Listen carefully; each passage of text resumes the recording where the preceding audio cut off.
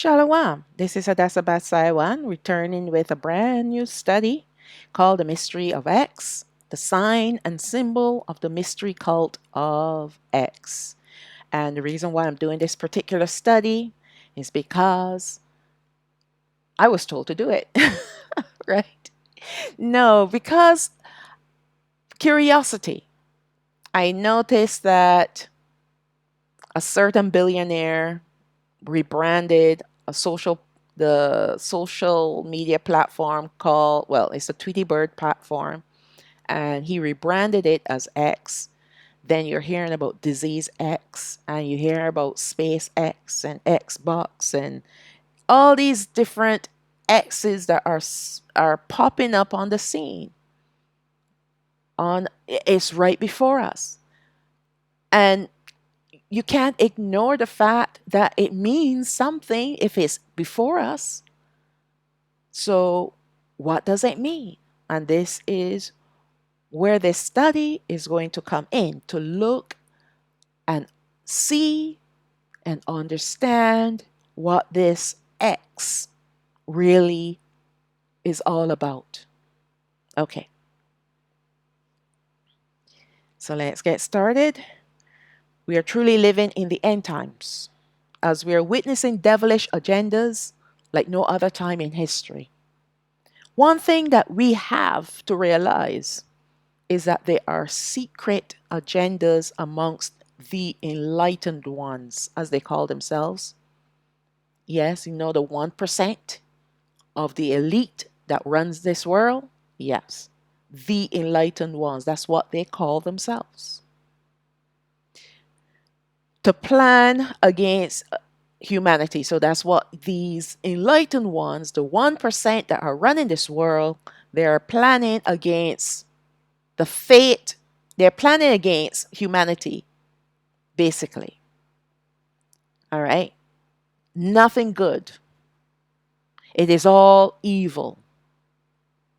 And you've heard about the Georgia Stones, you've heard about their 10 commandments. And the top commandment is to reduce the population to 500 million people, because currently we're about 8 billion. We know all of this. So don't tell me that there is no agenda. Don't say that this is conspiracy theory. It is not. This is a reality. All right? There are some diabolical spirits. Well, yes. There is a diabolical plan ran by evil spirits attacking humanity as we were created, trying to transform us to be like them, because they know once we are transformed, then Allah Hayam will reject us. All right, so this is a big study, and I really want to really zero in on the mystery cult called X. So let me read on. Although their agendas are expertly planned and executed, they have a tell, which they cannot prevent even if they tried. And that is where signs and symbols come in. Whether it is a logo, signage, numbers, a hand gestures, a company symbol, or even the colors in their dress code, they have to implement these signs and symbols as a way to communicate with each other worldwide. Now, not only are they communicating amongst each other worldwide, but they are also showing their alliance to the evil spirits, the Satans, the fallen angels that they worship. Not only is this a method of their communication, but it is also their way of showcasing their agendas, knowing full well that many people are sleepwalking. Many are viewing their signs and symbols with eyes wide shut, and many people are clueless to them. I know people will say, well, it's just a hand gesture of, showing peace, or hand gesture saying it's okay, or call me. Those hand gestures, be very careful about them. I saw this satanic worshiper, and he was interviewed along with, I don't know if it was his daughter or one of his people, but this female. And he did not have any problems explaining his hand gesture. And that hand gesture is the forefinger and pinky finger poking outward, and all the other three fingers being folded inward. Sometimes it is the thumb, forefinger, and pinky finger poking outward, and the other two fingers, which will be the middle finger and the ring finger, held towards the palm, tucked in towards the palm. That is a devilish symbol. It is the devil's horns. Some people say, oh, those three fingers means I love you. That's not what that gesture is saying. No, it does not mean that. And even of our own brethren, they do the two finger, the devil's horns, and they call it their gangster horn, their gangster sign. Sign for this, sign for that. No, that's not what it means. But what this demonic, evil, wicked worshiper said is that when he points his fingers like that towards the crowd that he's speaking to, he is placing curses over those people. And if you notice, a lot of people use that same hand gesture that are satanic worshippers. So please don't tell me it's against the sign. And even if it's against the sign, it's still demonic. Because there ain't no gangsters in heaven. And no gangsters going to heaven. Where do you think the gangsters going? All right. But we need to wake up. We need to wake up. The issue with many people that are living on this earth is that they are numb to the signs and symbols. They are also gullible and therefore easily manipulated by the narratives that go right along with these signs. And not only visual aids do the devils use, the agents of Satan use, they also use mantras. Think about all the mantras that were chanted in the last few years when this disease, this C virus was on the, well, the claim was on the earth, infecting people. What were the mantras that were chanted? All of that is bringing people under a spell, under a love, so that the devils can control them. I remember some years ago, many years ago actually, when that Barack president was running for office. Can't remember if it was his first term or second term, but he had a mantra, and I'm not going to repeat it, but he had a mantra, and somebody played it backwards, and the words that came from the recording played backwards had Satan in it. It was affirming to Satan. It was giving Satan affirmation, in other words.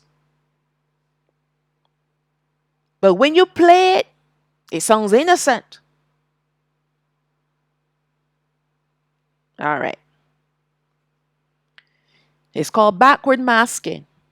And a lot of these mantras, if someone had the time and they played it backwards, then you will find the hidden demonic messages in it.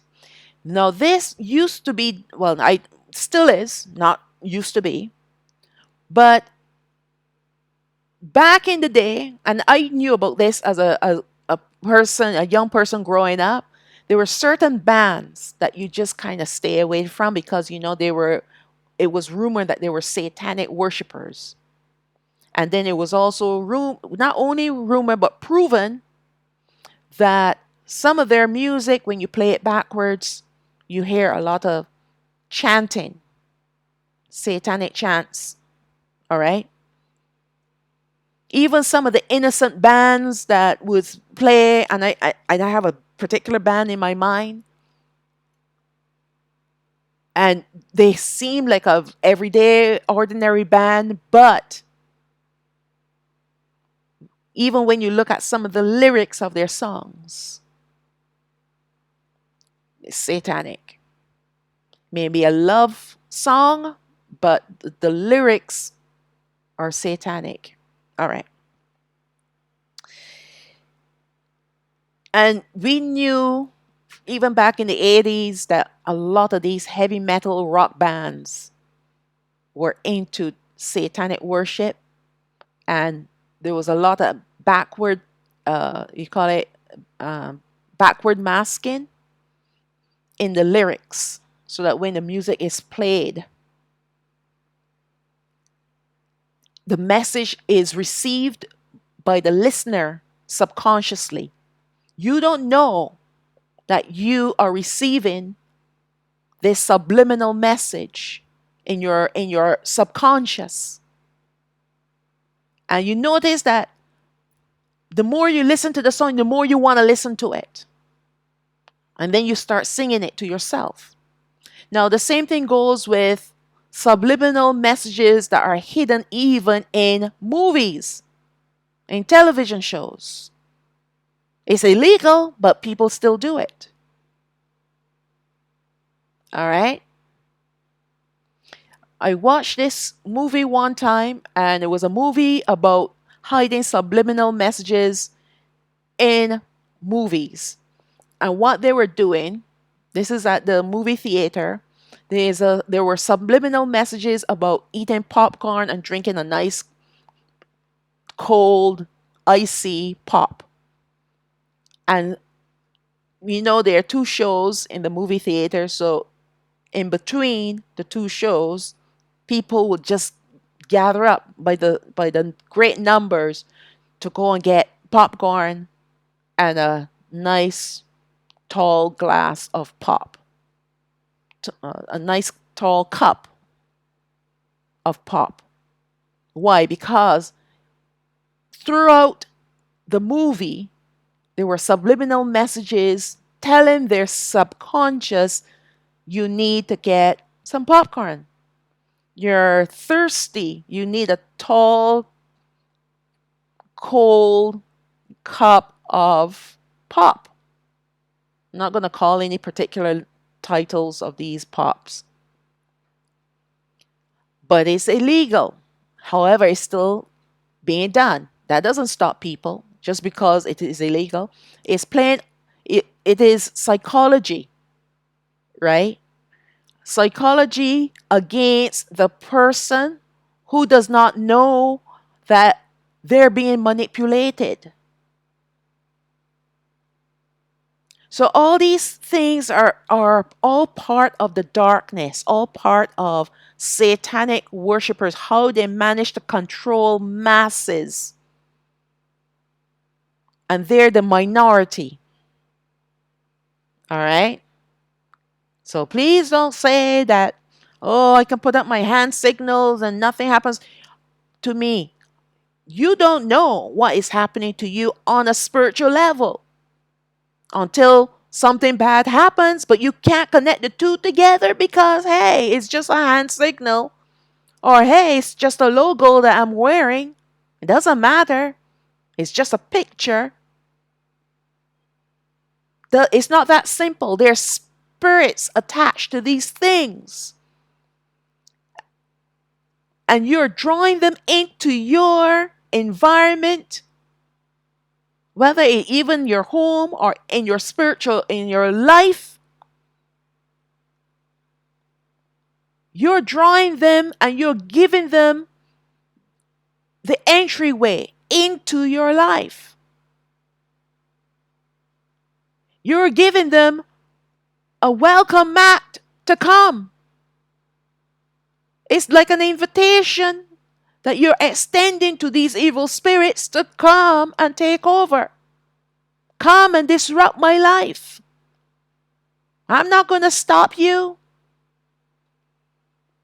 All right. So many people are numb to the signs and symbols. And they're also gullible and therefore easily manipulated by the narratives that go right along with these signs. I know I read that already. Very few people will bother to question what these signs and symbols mean. But as long as there are large manufacturers that are behind the signs and symbols, many gullible people will want to wear them.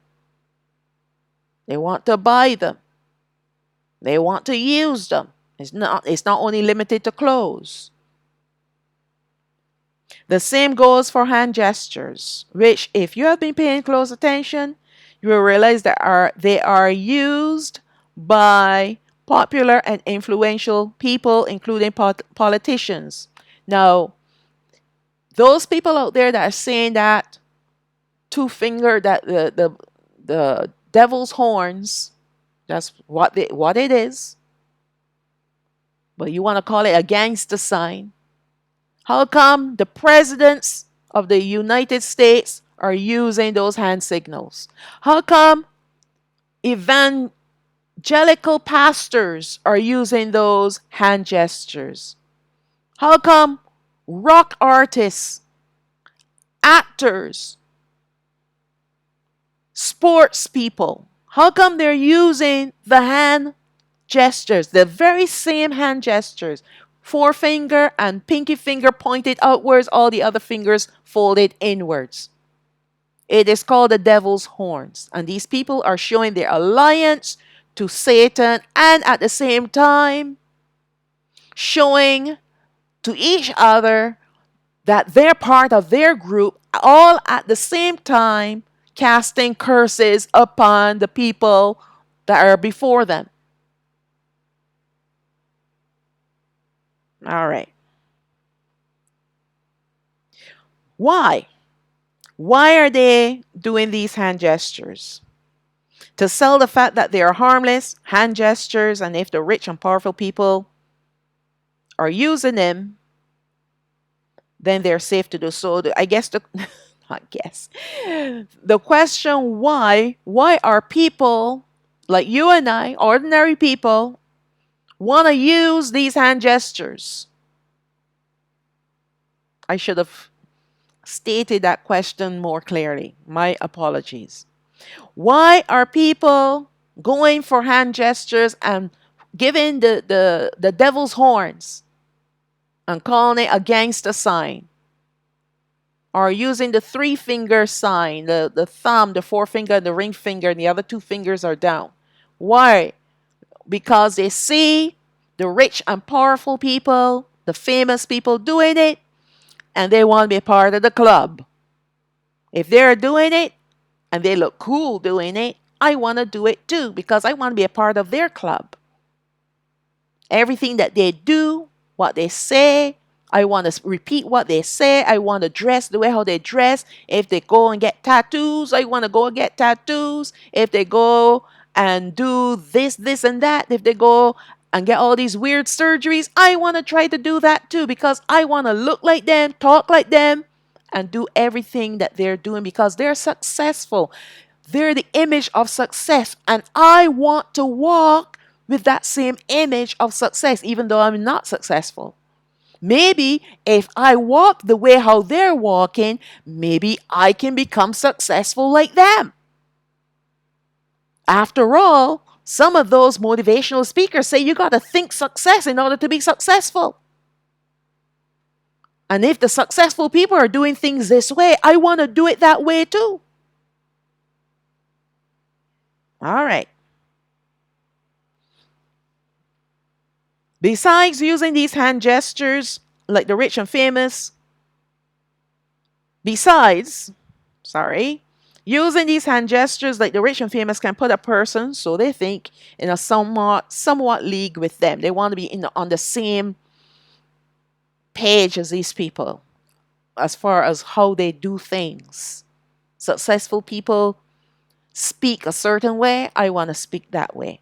They dress this way, I want to dress that way. They wear their hair, they wear a lot of makeup for the females, right? They go and get these implants. I want to do that too because after all, they're successful and I want to mimic them and everything that they do. After all, we're speaking the same language using our hands or wearing the signs and symbols. So people believe that they're in the in the same league as these people because hey, I'm speaking their language. I'm using the same hand signals, the hand gestures. I'm wearing the same signs and symbols that they wear.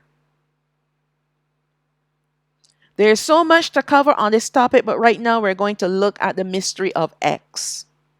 Yes, because there's so many logos, so many signs and symbols, so many of them that the hand gestures is one category of its own. And I just gave you an example of the devil's horns. But we're looking at the mystery of X. It is quite intriguing and sinister at the same time when you know what this mystery is all about. So, why is X a mystery? Lately, we have learned that a certain billionaire had bought a social media company, had rebranded it from the Twittering Birdie to X. It's like that musical artist that rebranded himself with a symbol, and I have that in red highlight to remind myself to come back to this particular person, which all ties in quite nicely to the same meaning. And I didn't quite know when I first did this study. I knew I had to come back to this artist, but didn't know how his symbol was going to tie into X. And when I discovered it, I was like, oh my goodness, so much. It is so much. Now we will look at him later. If anyone is thinking straightly and cohesively, the first question one would ask themselves or a friend is why rebrand a company with just a letter? Why is it that these symbols and letters are now being pushed on the masses? Obviously, that letter must be symbolic for something else. That is what inquiring minds will figure out. But most people will just sleep on this. As a matter of fact, they will continue sleeping. And the message of the mystery of X will bypass them until it's too late. So let us look at what X is and a message in this mystery letter. Some people would say that X is symbolic of the cross of Christ. And believe me, this all ties in to what X really means, which is also true and also plays a part in this mystery. So let us delve deeper. The letter X is, as it is, a letter, but it's also used to represent the Roman numeral 10. And keep that word Roman because that was the way how that's also going to tie in to this letter. This is the first big and most important clue of all. But why 10? Or is it really 10? There's one very important place where the number 10 is highlighted, and that is on the doorway of the office of the Prime Minister of the UK called 10 Downing, dot, dot, dot. I will not call the rest of the address because of the algorithms. I've spelled that incorrectly on this platform. It is called the shiny black door or the black shiny door, where the number 10 is displayed anytime the Prime Minister addressed reporters and the public or when they're being interviewed at this residence. This number is displayed clearly behind him and above his head as if he's standing under this number. But is this just a number or something else? And this is, you see, when I hear things that don't really seem normal, in fact, let me rephrase that. These people are carrying out their agendas. What makes a person aware of when something is not normal is Ruach HaKodesh. He says to you, pay attention. There were many times when I've watched the different prime ministers conducting their interview in front of this door. And that number 10 is very visible. And somehow it just tweaked my curiosity. And I'm like, that is very strange. It just felt there's something more to this number. But I've always kept it in the background, in the back of my mind, not background, in the back of my mind. Someday I'll, be able to connect what it is that this number really represents. And this is it here. It has a meaning. There's a purpose for this number 10. I always found it very strange. Why are they standing before this door? And clearly the number 10 is right behind them, above them. Why? Why? When you look carefully at the 0, it is slightly turned and not centered. It is not a 0, but the letter O. It is said, and I tried to find out, and they said that they ran out of zeros and used an O and used the letter O instead. But whether this is true or not, it is irrelevant because the letter O is intentional. They could not have ran out of zeros, the number 0, for all this time that I've seen that letter on the door. It's intentional. Although addresses will have numbers and or numbers, this number 10 on the black shiny door are clearly 2 letters. I-O. And I have I-O in brackets because I don't want to mistakenly call it 10 because the uppercase I and O actually look like 10. Right? And depending on the style of the font being used. And this font that I'm using, it could look like a 10. So I put it, the I-O next to the uppercase I-O to remind myself it's not a 10, it's I-O. And that's why from here on, I'm going to use the lowercase I-O. So why is the shiny door I-O?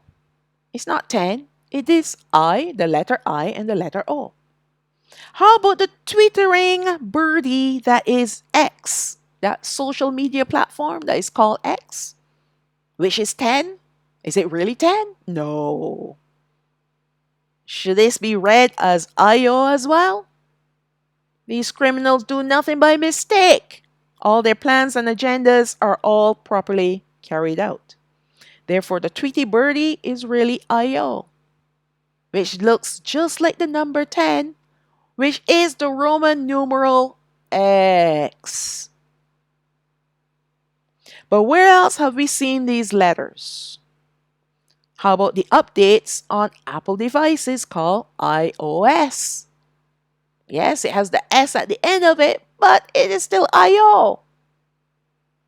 Yes, I know that it is abbreviated for the operating system, but is it really? When you think of these devices, whether the iPhone or iPad, who is getting the real credit and worship here but the letter I or the one eye God? Is it actually a letter I or EYE? I, the I God.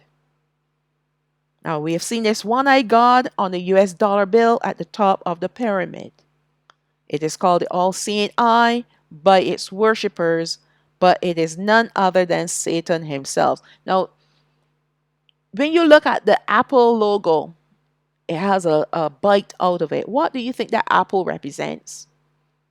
The fruit that Eve, not Hawa, because Hawa did not bite an apple, right? But Eve bit the apple. So the Apple logo is the apple that Eve bit. Now, who tempted her to bite the apple? Okay, the serpent, the one eyed God, Satan. But we know Hawa ate a different fruit. It was not an apple. And besides, it was the spiritual fruit of disobedience called rebellion that she partook of, her and Adam. All right, let's move on because this is going to be a long study. Let us look closely at Io or Io in uppercase letters. What really is Io representing to these heathens? There must be something very significant that they use this title extensively. They use when you see them using X anywhere, it is this Io. I even heard this morning. It was so bizarre. I heard this morning, I was listening to this person reading the news. They were only reading the titles because I don't have time to listen to news.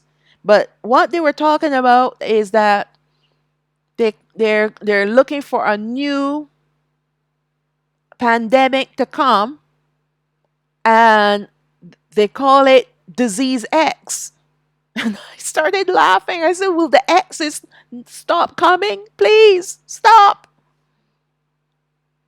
All right. Suddenly now it is called disease X. All right.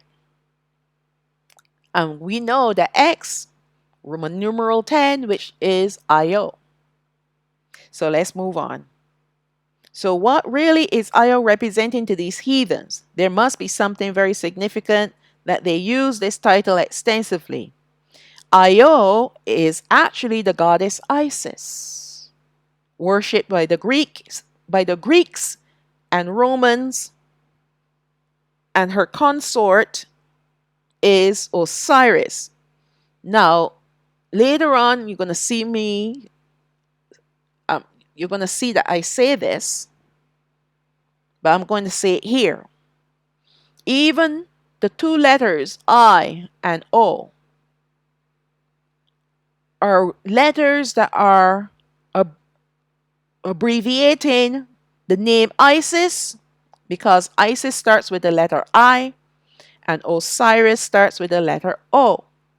And when you see, even though Io is the goddess Isis, they're always with their consorts. All right? So Isis will not be by herself, the goddess will not be by herself, but she will be with her consort, which is Osiris. So even though the definition of Io is Isis, it's actually Isis and Osiris. Hence, you got the two letters Io. Now, it is also this goddess and God are also Astarte, worshipped by the Phoenicians, and her consort is Baal. Ashtoreth, worshipped by the Phoenicians, and this goddess's consort is Baal again. Asherah, worshipped by the Assyrians, and by the way, her consort is El. What I'm showing you is that all these gods and goddesses that have been worshipped through eternity, so not the eternity, sorry, I shouldn't say that, since the dawn of time, are all the same gods and goddesses but with different names, or same god and goddess but with different names, which by the way are the fallen angels and Satan's. Depending on the culture, depending on the country that are adopting the god and goddesses or the gods and goddesses, you will find the same gods and goddesses are worshipped by another country, but with a different name. So the same gods that are worshipped by the Greeks and Romans, remember I told you to remember the Roman numeral 10? Right. So Isis was worshipped by the Greeks and Romans. The same goddess that was worshipped by them is also worshipped by the Phoenicians, but by a different name. Same with the Assyrians and all these different ancient civilizations. All right. And touching on El, that's why they change a lot of our names in the Bible to either have El in the beginning or El at the end. Like, for example, Elohim. That is not the title for our Heavenly Father or the Son or Ruach HaKadosh. It's not their title. It is a pagan title. Starts with El. Same thing with Israel or Yashrael. Some people call it Yashrael. Anything that ends with El is pointing to the god El, which is like Baal. That's why I try very hard to change the names instead of let me think of instead of I don't use Elohim, I use Alahayam because that's his correct title. And the same thing with Joel. That's not his correct name. Is Yawa'al. Ends with Al, which is the abbreviated name for Allah, title for Alahayam. So be careful with these L's. All right? Be careful. Ishtar, called the queen of heaven. Ishtar is another name for Io. And this is the queen of heaven, also known as Mary, called the mother of God. And Eve, called the mother of all living. These are the many other names under which Io is referred to when worshipped. The Catholics today worship Mary, and along with the other Christians, call Adam's wife Eve. Mary, by the Catholics, call her the mother of God, and even the Christians use this name, which is found in the scriptures. In actual fact, the proper and correct name is really Mariam and not Mary, and Hawa is the correct name and not Eve. When you call the mother or the person who birthed Hamashiach, you call her Mary, you're calling by that incorrect name. It is Mariam. And the wife of Adam is not Eve, it is Hawa. All right? Eve and Mary are pagan goddesses. The names of a pagan god called Io. And so is El. El is Io. Same with Asherah, Ashtoreth, Ashereth. Let me go back and look at all these names because they all sound so similar. You have Osiris, Astarte, Baal, Asherah, Isis, Ashtoreth, El, Ishtar. They're all Io. They are all Io. Whether male or female, Io. Now, let's go to the scriptures. First Malachayam, which is the first Kings, chapter 11, verse 5. For Shalamah, who is Solomon, went after Ashtoreth, the goddess of the Zidonians, and after Milcom, the abomination of the Ammonites. And then we drop down to verse 33 because we're using this to prove that these goddesses were even mentioned. These gods and goddesses are mentioned in the Bible, but with different names, of course. Some have the names, and some have, a couple of them I found by definition. I will see. Verse 33 of the same Malachayam, chapter 11. Because that they have forsaken me and have worshipped Ashtoreth, the goddess of the Zidonians, Chemosh, the god of the Moabites, and Milcom, the god of the children of Ammon, and have not walked in my ways to do that which is right in my eyes, and to keep my statutes and my judgments, as did Dawad his father. So we know Shalamah married had 1,000 wives and concubines. And maybe only one of them came from his lineage. All the others came from all the other nations around that Alahayam said not to marry. He married into all these different nations and allowed his wives to bring their gods and goddesses in the land and polluted the land and the people and himself too. Now, although we may not see all these variation of names of this goddess Isis, we see that Ashtoreth is called Ashtaroth in Judges 2, verse 13. Remember that this is the same goddess with many names depending on who worships her. Now, not only goddess, but God. It's one and the same. Therefore, Ashtoreth is also Ishtar of the Assyrians and Astarte of the Greeks and Romans. Today she's called Io or 10 or X. Now, think about this for a second. All these different civilizations had all their different names for the same god. Gods, goddesses. All right? Let's make it singular to make it,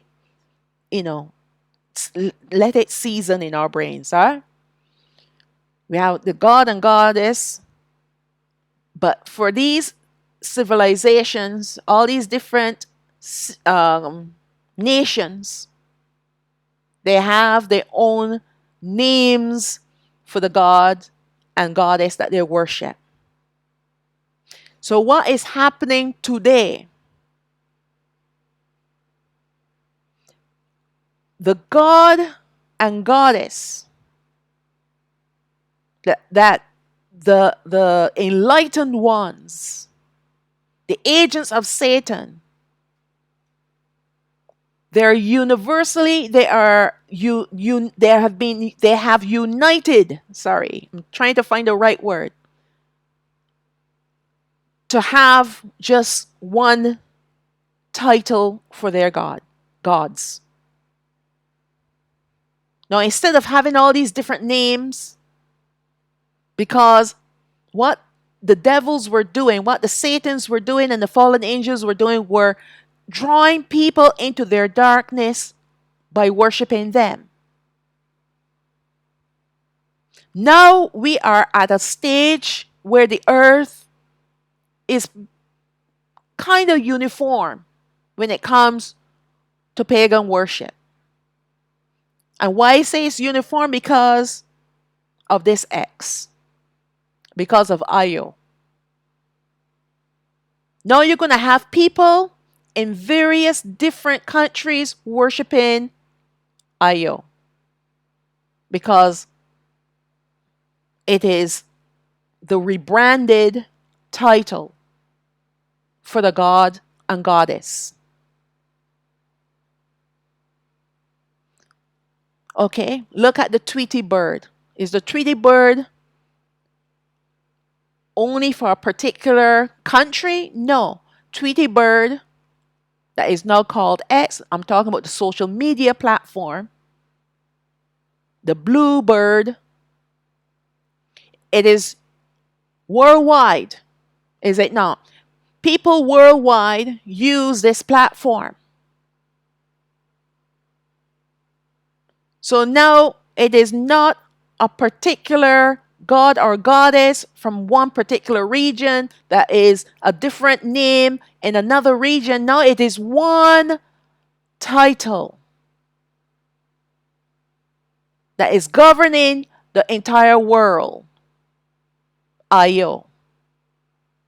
You're going to see it. You're going to see it. Okay, let's look at Judges chapter 2, verse 12. And they forsook Yahweh Elohim of their fathers, who brought them out of the land of Matzarayim, and followed other gods of the gods of the people that were round about them, and bowed themselves unto them, and provoked Yahweh to anger. And they forsook Yahweh and served Baal and Ashtaroth. So you see, the two together, they're always together. Ashtaroth and Baal. The title Ashtaroth means star and was worshipped by the Canaanites. This was their goddess of fertility. Notice that Ashtaroth is always accompanied by her consort Baal, but realistically speaking, all these goddesses and gods are the same fallen angels disguised, whether as males or females. The reason why they have both genders as consorts of each other is to push the narrative of gods procreating with each other, and even with humans, to have what is known as demigods. So if you read Greek mythology, you see all these gods and goddesses, they sleep together and have children, and they even sleep with humans, they procreate with humans to have what is known as demigods. In other words, Nephilim. That's what they are, Nephilim.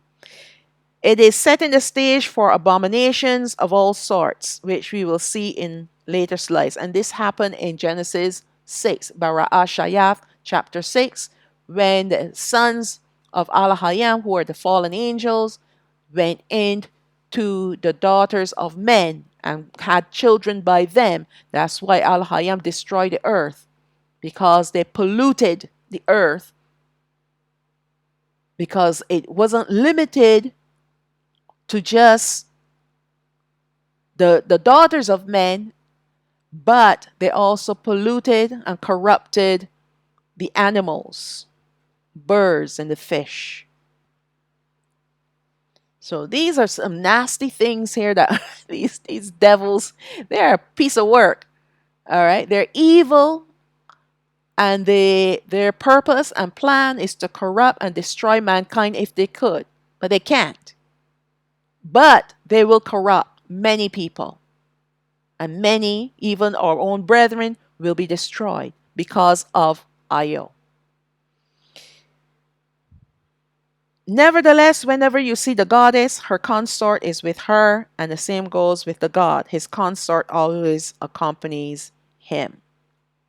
So let's look at another scripture, 1 Samuel chapter. You see Samuel at the ending of Samuel is the god El. And I meant to change that name, but time escaped me. In fact, I forgot. I forgot.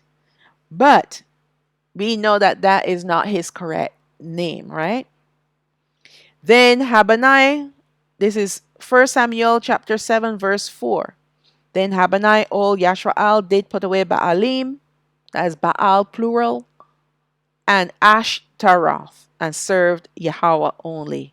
Now we look at Jeremiah chapter 7, verse 18. The children gather wood, and the fathers kindle the fire, and the women knead their dough to make cakes to the Queen of Heaven, and to pour out drink offerings unto other gods, that they may provoke me to anger. So the queen of heaven there is Isis, Astaroth, Ashtoreth, Astarte, whatever you want to call it.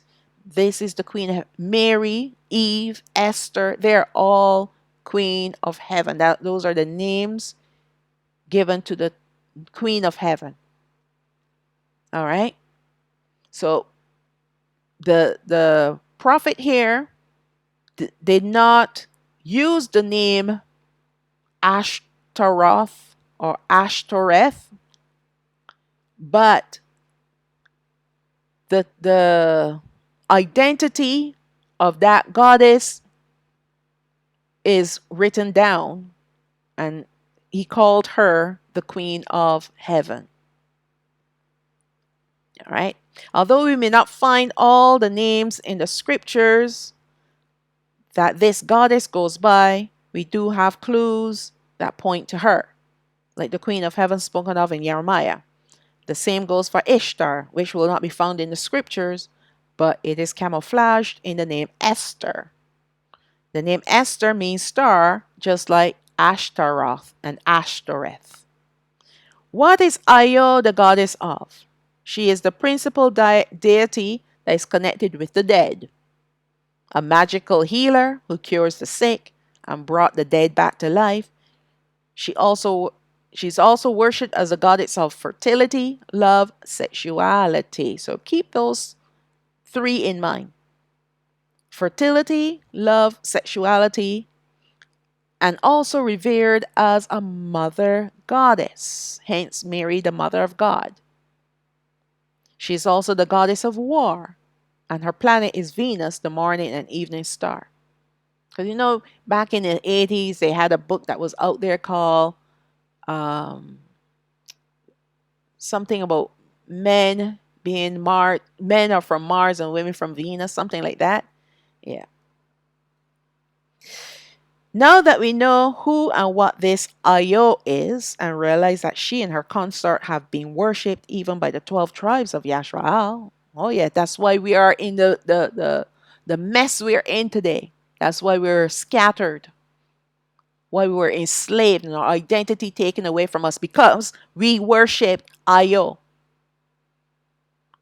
Our forefathers did not call them Io back in the day, but that's who they are today. That's them, their rebranded name.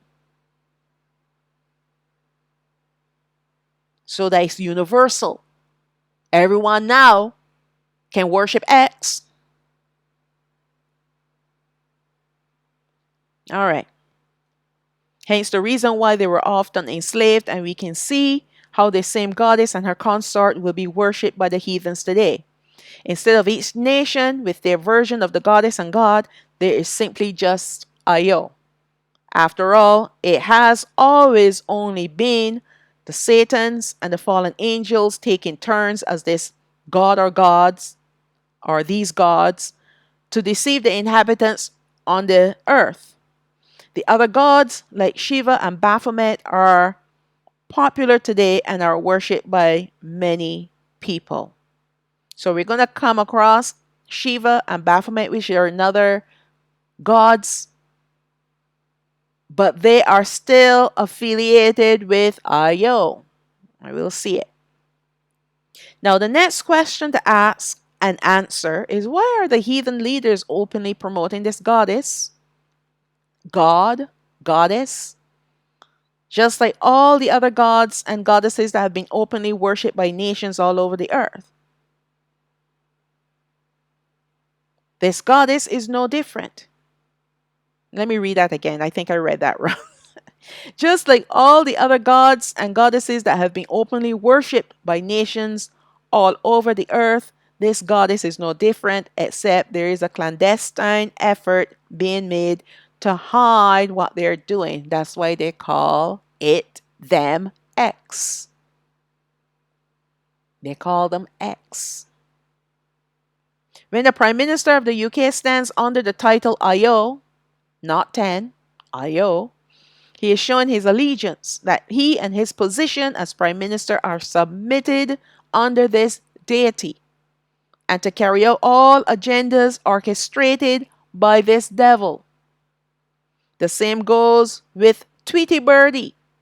This social media platform is dedicated to and will operate in full measure under the power of this devil. These devils should be plural, it's more than one. Be aware that in the coming future, this platform will play a very significant role in the future agendas that will be rolled out. We can also look at another platform that was also recently changed, and that is Meta-verse. Put it together. We see that this platform is creating an alternative reality for those who will want to escape life and its growing difficulties, who can choose to live there instead. They can create their own perfect world without having to do anything except program their headset. I didn't quite know how this other media platform was going to play with IO. I had no clue until I started digging deeper. And as a matter of fact, only today I saw a very short clip came up on my YouTube feed talking about the very same Meta-verse and what they're planning. All right? What they're planning. But I don't want to get ahead of myself. I'm building information here, but we will come back to this again. The word meta means showing or suggesting an explicit awareness of itself or oneself as a member of its category. It is self-referential. For example, a book of books, a library of libraries, a king of kings, right? But we're not talking about our king of kings. I'm just using that as a reference. Therefore, Meta-verse is an alternative universe to supersede the world that we're living in. We do not live in a universe, but we live in the world. There's no universe, guys. There's no space. There are no planets. We're not on a spinning ball. No, we're not. We're stable. It is the sun, moon, and stars that rotate around us. And we're under a dome. Now, I wasn't going to say this, but let me just go ahead, and because it may escape me later on. But what I saw this morning is so funny. I'm getting all these confirmations that the owner, the poster boy for this platform, Meta-verse, is rolling out Chat GPT with this meta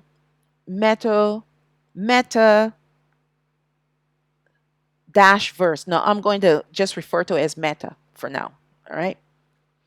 What he is saying is that we will no longer need person to person contact. Chat GPT is going to be well, it is AI, but it's going to be, they're going to use holograms. So instead of talking to a real person, you can talk to the hologram. When you're having, say for example, and he's giving all these examples, instead of going to work and sitting at the board table, the board table, instead of sitting at the table in the boardroom with all your associates, your workmates and bosses and what have you, you can do it in the comfort of your home. And you can do it with a hologram of all these different people in your home. Do you see what these people are doing? Do you see what they are doing? And they started it a few years ago when this thing came out in 2020, telling you to stay, 6 feet apart. Then you can't leave home. You can't socialize with family and friends. They're trying to dismantle humanity. What makes us human is our relationships. Our relationships. Having face-to-face communications. That's what technology has done. It has changed the face of communications. Not in a good way. I remember the day. I remember the era where I was a young child. And my mom would leave her front door open. It was safe in those days. And people walking by would stop, have a conversation. They're either on their way to work or their way to the shops or on their way home from work. And they'll stop and have a conversation. Or they just come by for a visit. I remember even with my grandmother. She would have her side door open. People pass by and say, "Hey, miss." And then they come and they have a conversation on the stoop. Back then, there wasn't any social media. There was a telephone, but not everyone had a telephone. So how people communicated? They came and had physical contact with each other, face to face. And the children grew up with that same kind of mentality, that the way to communicate is face to face. I can see your expression, not only hear it in your voice, but I can see it on your face. I can see if you're happy with what I'm saying or what I'm doing. I can see if you're upset or angry.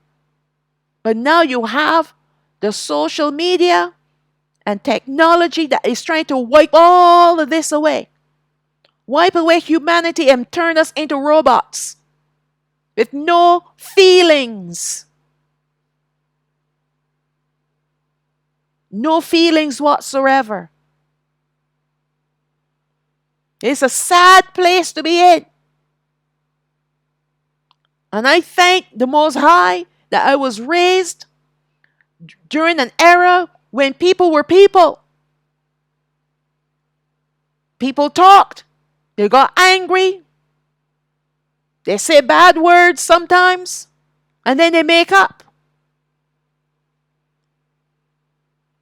All right? Then we make up. It's all part of building relationships. It's all part of living. Building friendships. And then the children grow up and they see the same ways in which their parents are communicated. Sometimes not good, but most of the times somewhat good. And other times very good. And so the children grow up knowing how to communicate with each other. Now you got children today, they don't even know how to talk to people. You say hi to them, they want to hide under their mother's skirt. They don't know how to respond. They don't know how to make eye-to-eye contact. They don't know how to communicate to you and ask you questions. To have a conversation.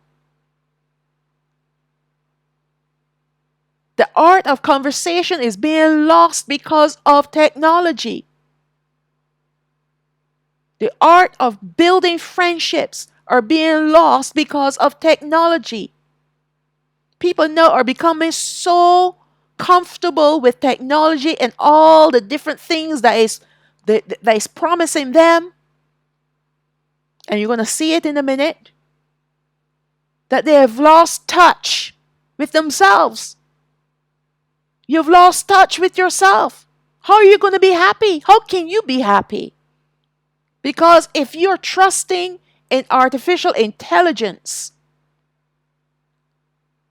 to be your best friend, to be your husband, to be your wife, to be anything to you, it is all empty. It is just a series of ones and zeros, I's and O's. And we're going to get to that very soon. This is who you're trusting in. Yes, you might come across a person who will break your heart. Yes, you will come across a friend who may deceive you. But that's not 9 out of 10 times. That may be 2 or 3 out of 10 times. I think after the first time you crashed and burned with a particular relationship, you learn from that. And you grow from that. That's what it makes us feel alive. Yes, you were hurting because this person broke your heart, but you become healed over time. And you learned that that's not the kind of relationship that I want to be in. And then later on, when you look back at it, you realize, you know what? It wasn't the right relationship for me to be in anyway. So it was a good thing that we broke up. Because you came across the perfect person for you, the right person for you. And when you compare him to the other person, they're like chalk and cheese. You were much younger when you went after the chalk.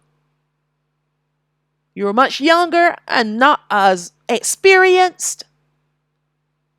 But now you've gained some experience because you've lived and matured. And you've gone through relationships. I'm not talking about sleeping around, okay? I'm not talking about that. I'm talking about building friendships. So now you've come across the cheese. And you look at the cheese and you remember the chalk that you were broken up over. And you realize, what was I thinking? That would have been the biggest mistake of my life if I had married chalk. If things had gone ahead and I married chalk. Because here's the cheese and he is beautiful. He is lovely. This is what X is robbing us of. This is what technology is robbing us of. And we're going to see how X is connected to technology. Watch and see. The symbols for metaverse are M and the symbol for infinity. So the meta-verse, the symbols, it has 2 symbols. The letter M and the sign called infinity. It's a sideways, a horizontal 8. The letter M, upon closer inspection, is actually made up of 3 Vav letters of the Hebrew alphabet. Same thing like that drink called Monster. Those are Vavs. And each Vav is representing the number 6. Hence, the meta symbol is 666. These numbers are symbolic of the beast called the anti-Messiah. See how it's all connecting? There's an energy drink called Monster that has the same symbol. So that same symbol that you see for Monster is the same symbol that is used for Meta. 3 Vavs. The infinity symbol that is also used for Meta is actually an Ouroboros, a serpent eating its tail in a horizontal figure 8. Serpent, 666. Okay. All right. Who is a serpent but the devil? At the end of the day, what we need to see is one thing, that the fallen angels are the gods and goddesses. What we also need to do is to be aware of the agenda and coming agendas through their activities. Not giving too much attention to these devils. We still have to be aware of what they're up to so that we can counter-react in the correct way. You see, they want you to comply. They want you to submit. But when you know what their agendas are all about, you're going to say, nah, no, thank you. Uh-uh. But if you don't know what they're up to, you're going to fall prey to their agendas. And you're going to submit. Just like a lot of people submitted to the talks on. They took the talks on. A lot of Christians and our brethren, they went ahead and took the talks on. And when I say talks on, I'm talking about the jab. All right? We need not to be surprised by the agendas if we are aware of their signs and symbols. This is using wisdom, discernment, and even perception. When we can anticipate their next move and be always steps way ahead of them. This way, we will always react to say, yes, I expected that. These people are not supposed to take us by surprise. We're supposed to say, well, I kind of expected that because I saw the writing on the wall. The plans and purposes of these agendas with these platforms are to lead people down a path far away from Allah Hayam and into the darkness where these devils dwell. Ayo has always been a principal goddess. That is why she's worshipped by wicked leaders in this world. They are helping this devil to promote abominations amongst the inhabitants on the earth. And the common denominator is the worship of self, just like Satan. This agenda of self-love is diabolical and not the same as loving yourself, as in appreciating yourself because you are fearfully and wonderfully made. There's one thing to say, well, I love myself, and then there's another one when you worship yourself. It's always about you. The world must revolve around you. People must revolve around you. Things must revolve around you. You have to be the center of everything. That is self-love and self-worship. But when you appreciate yourself, whether people love you or not, you still acknowledge the fact that you love yourself because you are fearfully and wonderfully made. Everyone is not going to love you. And just because a person doesn't love you doesn't mean that you have to start hating yourself. It just simply means that they don't know you. They don't know anything about you. And so they've passed judgment about you. But you are not supposed to be consumed with this person who hates you. Let them move on. That person is not part of your friendship circle. You don't want them in your friendship circle.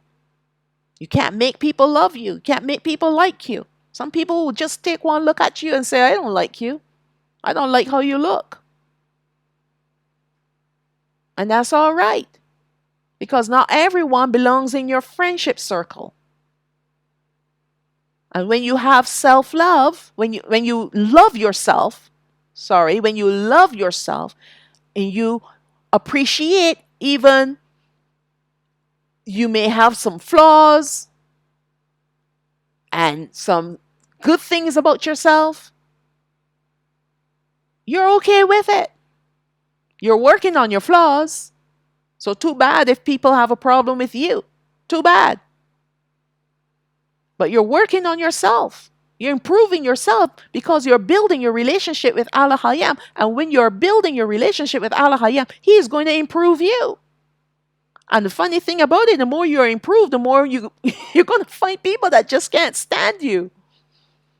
It works the opposite way.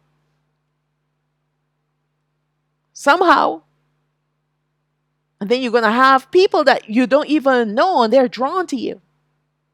But the people that you expect, your family and your friends, to rally around you, you find that they can't. You get kind of religious, I can't handle, the way how you're talking because you're not talking my language anymore. All kind of nonsense. Oh, you're a conspiracy theorist. All these different things they'll say to you because you are being improved upon. You're being improved by Allah Hayam, but they're still back there and they can't handle you. But then you're going to meet strangers that will appreciate you and love you for some reason, and you don't even know that this person, I don't even know them, and they're always smiling and so pleasant and polite because they're drawn to the light. So there's a difference when you have self-love and that self-love leads you to self-worship, and then you love yourself, but you're humble and you're submitted to Allah Hayam because you know that without Him, you're nothing. He's the one who has improved you. He is the one who has improved me. And I give all glory to Him. And I appreciate myself. There are some people that like to point out your flaws and tell you these things to make you feel bad about yourself. And I know I'm kind of off topic, but not really. But you're off, they say bad things to you to make you feel bad about yourself because they see something in you that they can never attain to. And because they know they can never attain to what you have, they try to bring you down beneath them by saying bad things to you to make you feel bad about yourself. I've experienced that in my life. But those days are fewer and farther apart for me because I have grown and matured and I've learned my good, my bad, and my indifference. And all things I put in the hands of the Father so that even if 9 out of 10 people come and say something negative to me, yes, I may feel a little bruised, but it's not going to break me. I just take it to the Father. Take it to the Father. At the end of the day, it is what He thinks about you, not what people think about you. People are flawed and they have this sin nature and they only love what makes them feel good about themselves. And if they look upon you, and when they look upon you and they see they see their flaws even worse than what they want to see, then yes, they're going to be very negative towards you. It's all evil spirits. That's how they work, right? All evil spirits. But a lot of people have a lot of self-hatred.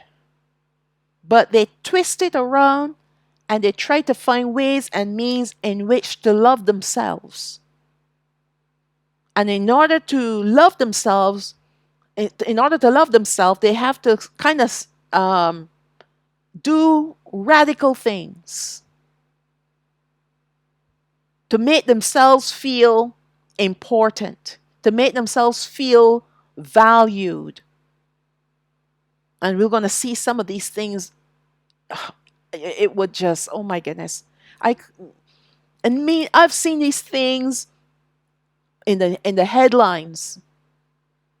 But when you put it together and you see it all in one nutshell, it just will blow your mind. How not the subconscious, the psychology, the mentality of people are so fragile these days. So fragile, and it's getting worse. Because people are not working on themselves, or you can't really work on yourself, really. What I meant to say, people are not connected spiritually to the Most High. I remember growing up and spirituality was a big thing. People go to church, used to go to church on Sundays, right? And we read the Bible in school, and we had to learn to memorize Bible passages. So we had a level of spirituality governing us, even though we might be in Christianity, which we know is a pagan religion. And we had the Catholic priest or the Anglican priest who come and visit the school, all paganism. But we were ignorant of the truth.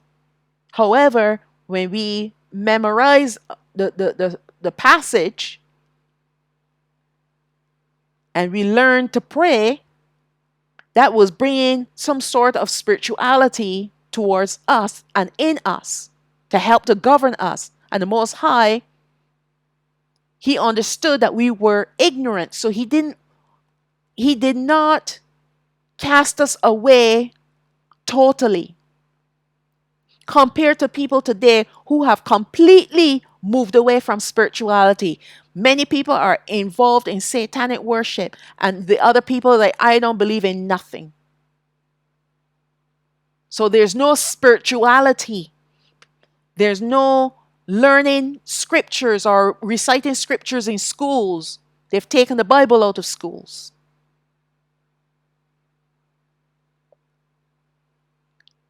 And people hardly ever want to go to church. And I know, yes, I say Christianity and all these different religions are all pagan. But I started out in the church because I was ignorant. But this is how the Most High started me out. And He was with me. I know He was with me. He was the one who drew me into the church. So it still played a very small role in my life to get me where I am today.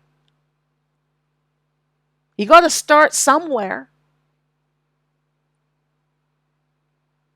Because when He introduced Himself to me, and then I saw the reflection of the people around me, I realized, wait a second. I read the Bible, I hear what the Heavenly Father is speaking to me, but yet I'm not seeing the reflection in the leadership or in the people. And that's when the Father then will start revealing more things to you. He revealed more things to me that way. That's why I'm here where I am today. I grew into this position. But you got to start somewhere. But all I'm saying is people have pushed away spirituality altogether. And if they haven't pushed away spirituality, if they are embracing spirituality, they have gravitated towards satanic worship or one of its forms. All right? That's the point that I'm trying to make. All right. Instead, many people that are falling into these traps are self-loathing and call it self-love. They do strange things to themselves because they're easily manipulated and coerced into doing evil and very wicked deeds, yet they call it self-love. That's what I was saying, and I said it in a much longer paragraph than this one. So let's look at Psalms 139, verse 14. I will praise you, for I am fearfully, which means awesomely and wonderfully made. Marvelous are your works, and that my soul knows right well. So when Al-Hayam created us, He created us in His image. Yes, we are now born with an image that is marred, but as we worship Him, He works to improve the image. This is what our spiritual walk is all about. Self-improvement. To learn to be righteous and holy before Him and not a rebel. When we are acting as a rebel, we're walking in the darkness and our image is no longer in His image. But when we are in the light, because we are walking righteously and in holiness, now our image is being transformed by the word that he has revealed to us, because that word is our light. All right, and it purges us. In fact, he purges us. He's the one who cuts away the dead branches. He's the one who plucks out all the roots and fruits of sin.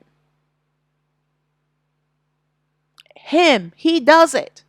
But he can only do it if we are walking in the light. If we're in the darkness, he's not going to come over there to do his work in us. We got to be in the light. Okay, so let's go back to Io. Io is also the goddess of war, and lately we have been hearing of wars and rumors of wars, which should not surprise us, as Hamashiach told us to expect this to happen. Let's look at Matthew chapter 24, verse 6. And you shall hear of wars and rumors of wars. See that you be not troubled, for all these things must come to pass, but the end is not yet. So today, we're always hearing about wars. There's so many wars and rumors of wars. But we're not to be concerned, because we were told more than 2,000 years ago that this is going to happen. That's why we still need to know what's going on. If you look hard enough, you will find that Io is spreaded everywhere, whether as an X or a 10. So let us consider the foundational programming language of computers as ones and zeros, also called binary code, by which AI systems process information. Ones and zeros, tens, or rather IO in the plural. So the programming language of computers, the technology, IO, IO, IO, ones and zeros, IO. And that's where the AI systems come in. And we're going to look at that too. All right, so let us look at movies called X-Men. Yes, there were mutants, but why? They were either born that way or were made that way through scientific experiments. These mutants are in fact Nephilim being glorified, because there will be a generation that will be born, and some are already here, but in hiding. That will be mutants. We're seeing this happening. All right. People call them skills of a higher kind.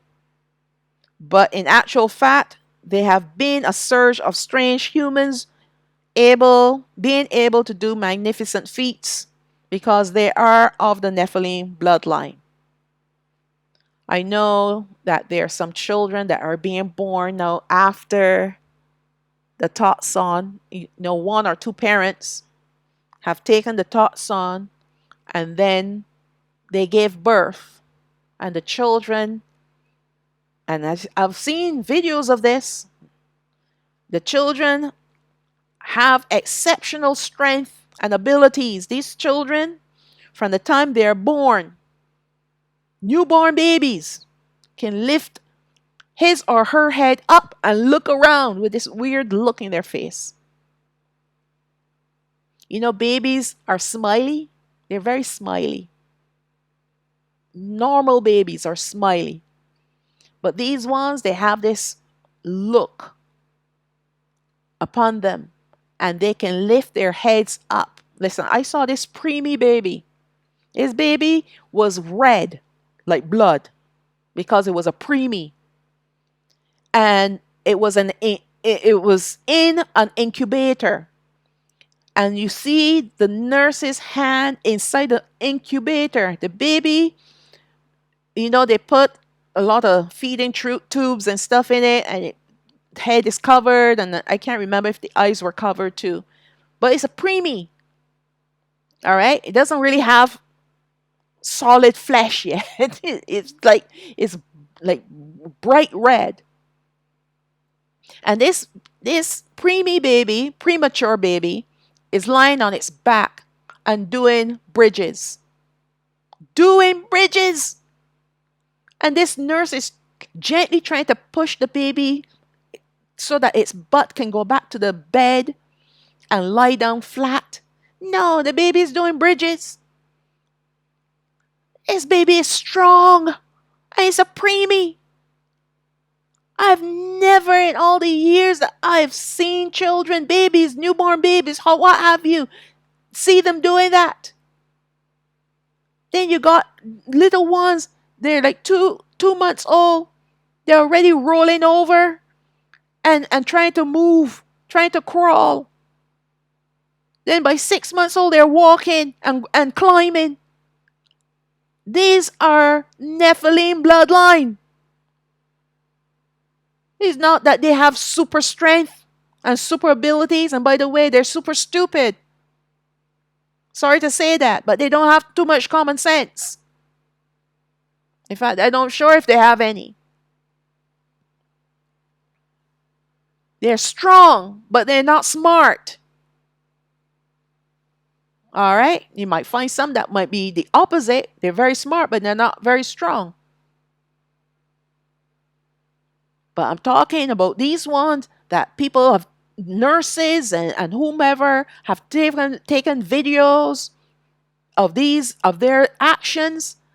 They're in awe. They're like, I've never seen a newborn baby that's 1 hour old, lifting up his head off the shoulder of the dad and looking around like, okay, let me keep my eyes on these humans here, because when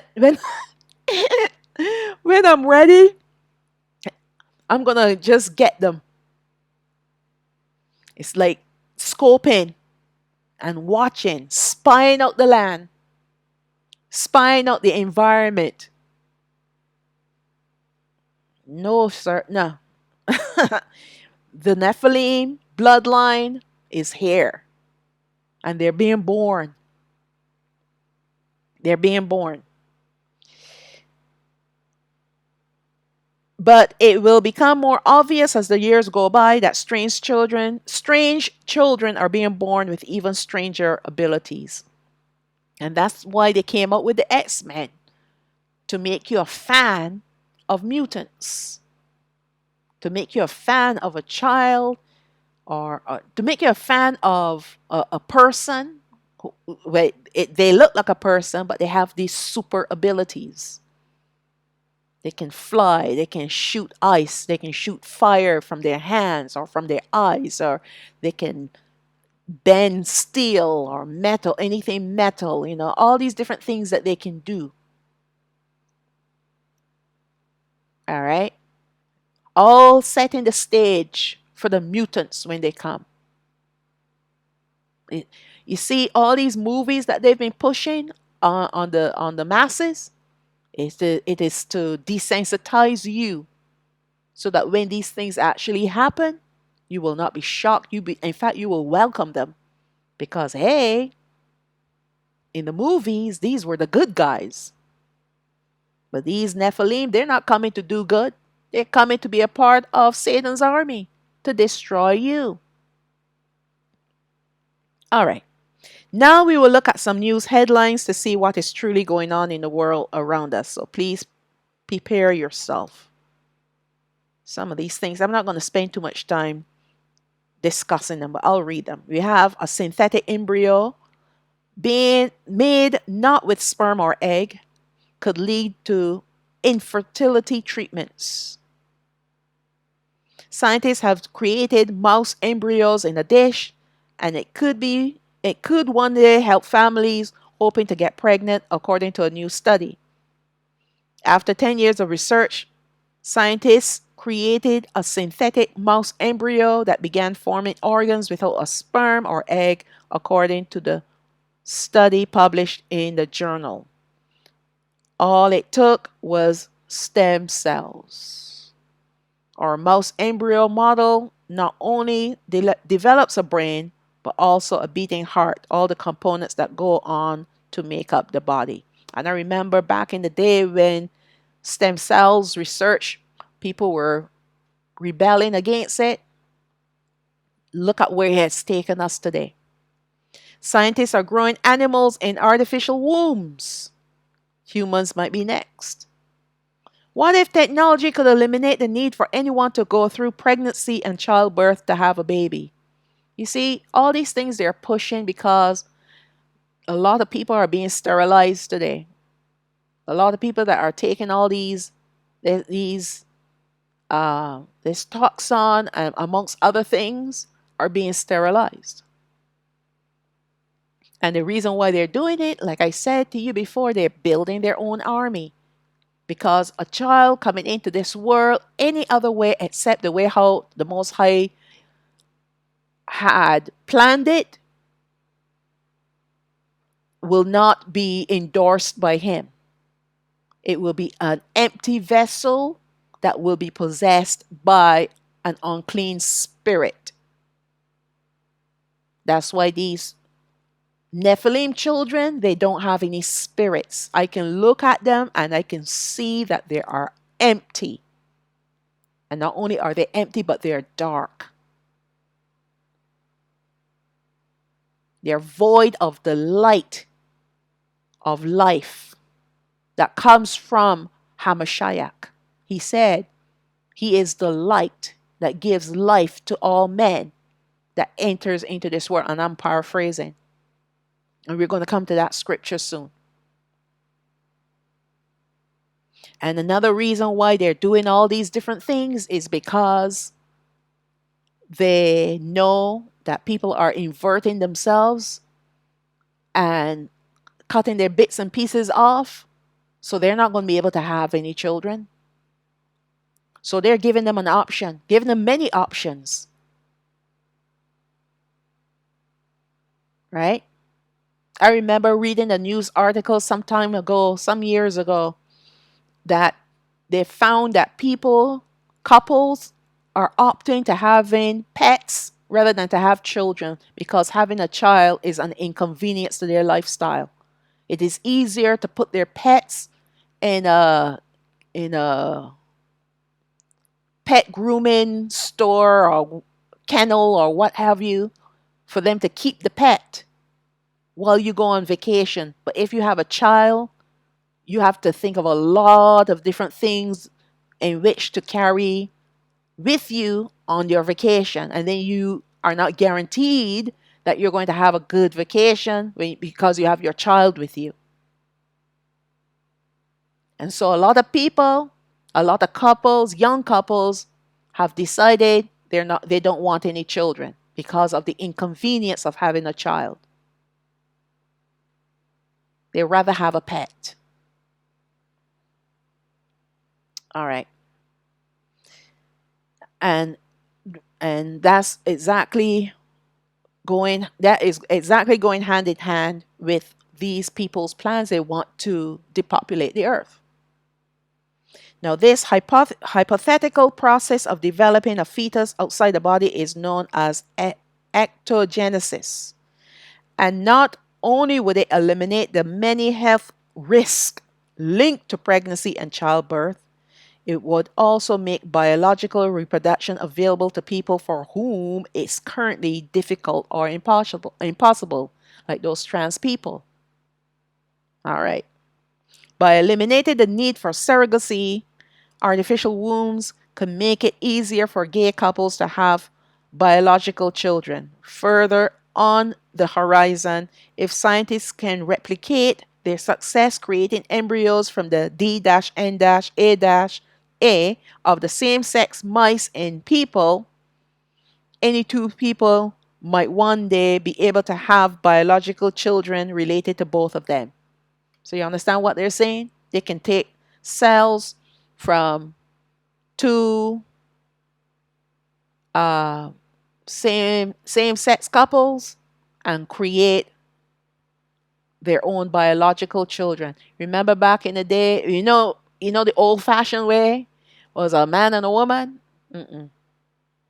Okay, so now we're going to look at this facility called, I'm not going to call the full name, but it's called ECTO, And it's the world's first artificial womb facility. These are the pods that I've mentioned. You might have heard me mention in my one of my previous studies. Now, ECTO is designed to help countries that are suffering from low populations. The facility enables infertile couples to conceive and become true biological parents of their own children.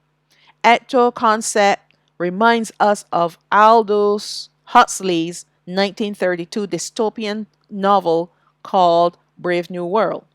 The facility has 75 well equipped labs.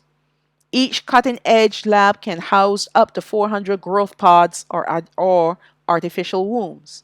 Each pod is designed to mimic the exact conditions found inside the uterus. Each year, a single building can incubate up to 30,000 lab grown babies. I'm sorry for laughing, but listen to this. Lab grown babies. Doesn't that sound like an oxymoron? It does not sound right on any level. If you're not blessed with the ability to have children, then there's a reason for it. But the Most High, when He gives you the ability to reproduce, is a blessing from Him. But this is not what this is all about. This is them, what do you call it? Frankenstein science. This is them operating Frankenstein science. Has nothing to do with them enabling infertile couples. This is them enabling trans people to be able to have children. This is enabling their own wicked people to have all these extra children. And mind you, they've always been baby farms. This thing here that they're introducing to the world is already out there. It's already been done. Right? Look at all these weird entertainers in the world today. Where are their parents? Who are their parents? Who are their family members? You only see them and who they're married to. And then suddenly they and you know they're inverts. And then suddenly they have children. And that's the extent of their family life. But you never see the aunties and the uncles and the cousins and not you don't see them. Because they come from baby farms. They come from these pods. These pods have been around for a long time now. And that's why they can do the things that they're doing, because they have no soul. All right. Each pod has special sensors which monitor signals such as heartbeat, blood pressure, breathing rate, and oxygen saturation. Also, artificial intelligence generated a system to monitor all physical features of babies and report any potential genetic abnormalities in real-time data. And you can actually design your own baby. But it costs a little bit more money. You can actually own your own pod and keep the pod at home and watch your baby grow. Or you can rent a pod. Okay. Ectopods featured internal speakers that play a wide range of music and words. In that way, babies can recognize languages and learn while still in the pods. Along with this, a special app allows you to record and watch your baby's growth. Also, with this app, you can create a playlist for your baby with your favorite music or your voice. Ecto enhances your bonding with your baby. You'll be able to sense your baby's kicks in the womb using a wireless haptic suit connected to your baby's growth pod, and share this experience with your friends and family members. You can use your virtual reality headset to explore what it's like to be in your baby's shoes thanks to a 360 camera installed. I guess that's supposed to be 360 degrees camera installed inside your baby's growth pod. You see what these people are doing? They're totally removing the pleasure of a woman having a baby. Yes, some women might tell you, yes, I had a difficult pregnancy, but after the baby was born, I was so happy. The joy of seeing this child and holding my baby. And then there's some parents that loved every bit of their pregnancy. I've met both parents, both kinds of people, both kinds of women that say they enjoyed their pregnancy. And then I met a few that didn't quite enjoy it, but they love their baby nonetheless. It's an experience. And even though, yes, it comes with pain and discomforts for the 9 months, at the end of the day, you see a lot of, in the olden days, not recently, women will have multiple children. Will have 5, 6, 7, 8, 9, 10 children. You just learned that with pregnancy will come a little difficulty, and you're okay with it because this is the norm. This is the nature that has come to us because of sin. This is why the Most High told Hawa that she will suffer in her childbirth when she's giving when she's giving birth to her to children. And I'm paraphrasing. Men have to sweat by their brow when they're trying to make bread or farm, work in the farm, work the ground.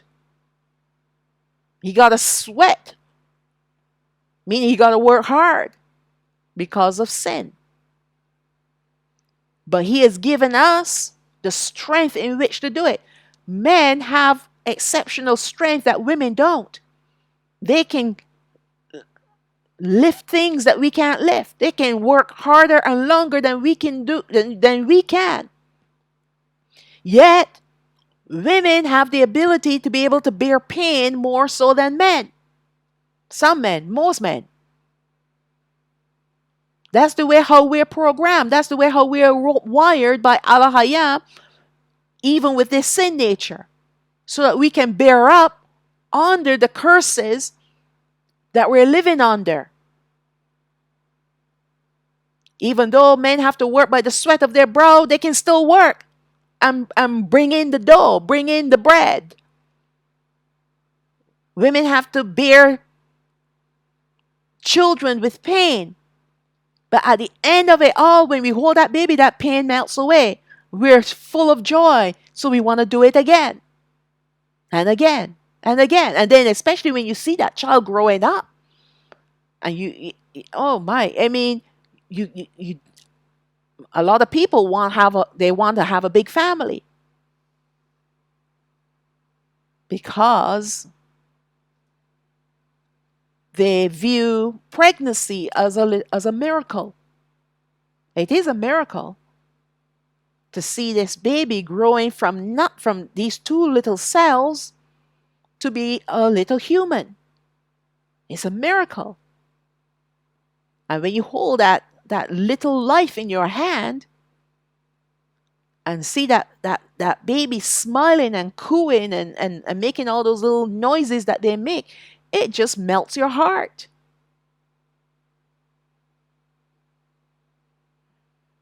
And this is what these people are trying to steal from us, the human experience. These are all the pleasures, the experiences that Allah Hayam has given to us to help us to maintain our humanity. But they want to remove all of that and make us like robots. I don't want to feel any pain, so therefore I don't want to give birth. I rather have an ectopod. How can you connect with that child? And what about the different things that happen in a woman's body to prepare that woman's body to feed the child after the fact. That's all part of the pleasure of being a mother.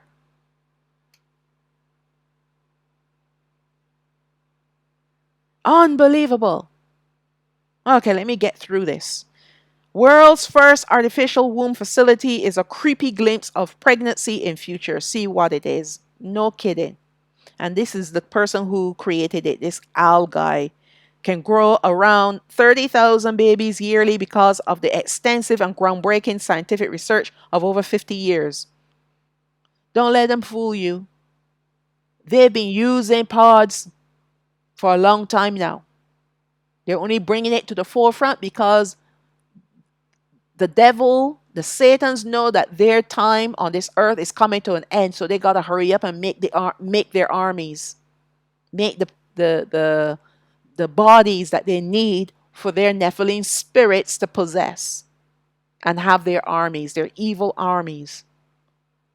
It is the brainchild of Hashem, who is a science communicator and biotechnologist from Berlin. His facilities would allow couples to conceive babies and be true biological parents. It is for infertile parents who cannot have their own offspring.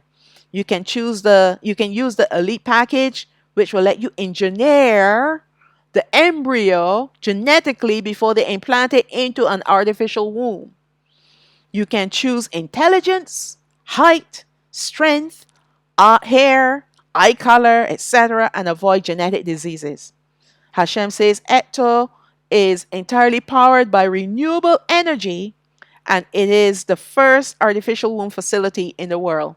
Oh yeah, that's not true. The first one that is spoken about, but this artificial womb has been in the world for a long time now. The World Health Organization reports that around 300,000 deaths happen due to pregnancy complications. And why do you think that happens? When you give people poison and call it medications, and tell women that they can take this for the nausea, they can do this for that. Oh, the mom comes in and she has some sort of mild ailment. Oh, I find it difficult to sleep at night. Oh, take this, and it's safe for the baby. And then next thing you know, the baby has some sort of health issue and it dies. All right? It dies. Or some women can't carry to term. Again, it is all the poisons that they've been putting in our food and water and in the air, all kinds of things that they're feeding us. You want to help bring birth up? WHO. And notice who it is. The WHO, one of the arms of the UN, one of the arms of the number 6 beast empire. The main arm, too. And of course, they're going to endorse it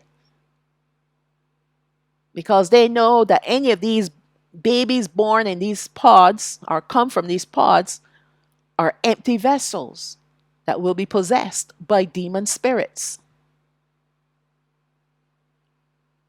Ecto will help reduce human suffering and reduce C-sections. What is the suffering that you're talking about? You're talking about childbirth? Talk to any woman that's given birth to a child. Yes, she'll say it's painful. But at the end of the day, she said, I'm so happy I went through it. I'm going to go and do it again and again and again because I love my babies. Ecto will make C-sections and premature births history. Unbelievable. Exclusive. Leading womb transplant experts say it is medically possible for trans women to have natural pregnancies, and they hope to offer procedure to trans couples in years. Because now they're trying to say that they can give these trans women a womb. Let's see if it says here. Uterus transplants can pave the way for women without wombs to give birth. Experts also suggest that in the future it could be possible for trans women. Trans women are actually men that are inverted or trying to be like women. Now, how is that even remotely possible? We know that this is impossible, right? Because what makes a woman a woman? She has ovaries, and the ovaries is connected to the hormones which are triggered by certain parts of the brain. And not only does it trigger the hormones, but it also trigger other parts of her body to get her body ready for pregnancy. And when the pregnancy occurs, then her body is infused with the proper hormones to help the child to develop. All right? And not only does it is it a hormonal changes, or not only is it a physical change, but it's also a spiritual change for her. All right, she's being prepared to be a mother. How can all of that be done in a man? How can a man experience all those things? Yes, you can put in fake, you can put in water balloons and call it, breast. Yes, you can go and take the female estrogen, whatever. You can do all those different things to make yourself look a certain way, but not forever. Because at some point in time, all those things that they're taking, it stops working and it turns them into freaks. They look like freaks. All right. How are you gonna mimic the true experience that Allah Hayam created in a woman? You can't. You can't. It's not just a physical change, it is also spiritual, and it's also to do with hormones. And I'm sure that there are hormones that are not identified in a woman that is pregnant, that helps the process of of making a baby, and having that baby grow day by day, month by month. That's not possible. I don't care how good a scientist you are, you cannot mimic true pregnancy. You can do it in the pods. Go ahead. You're just making a frame, you're just making a vessel, but you're not really making a child.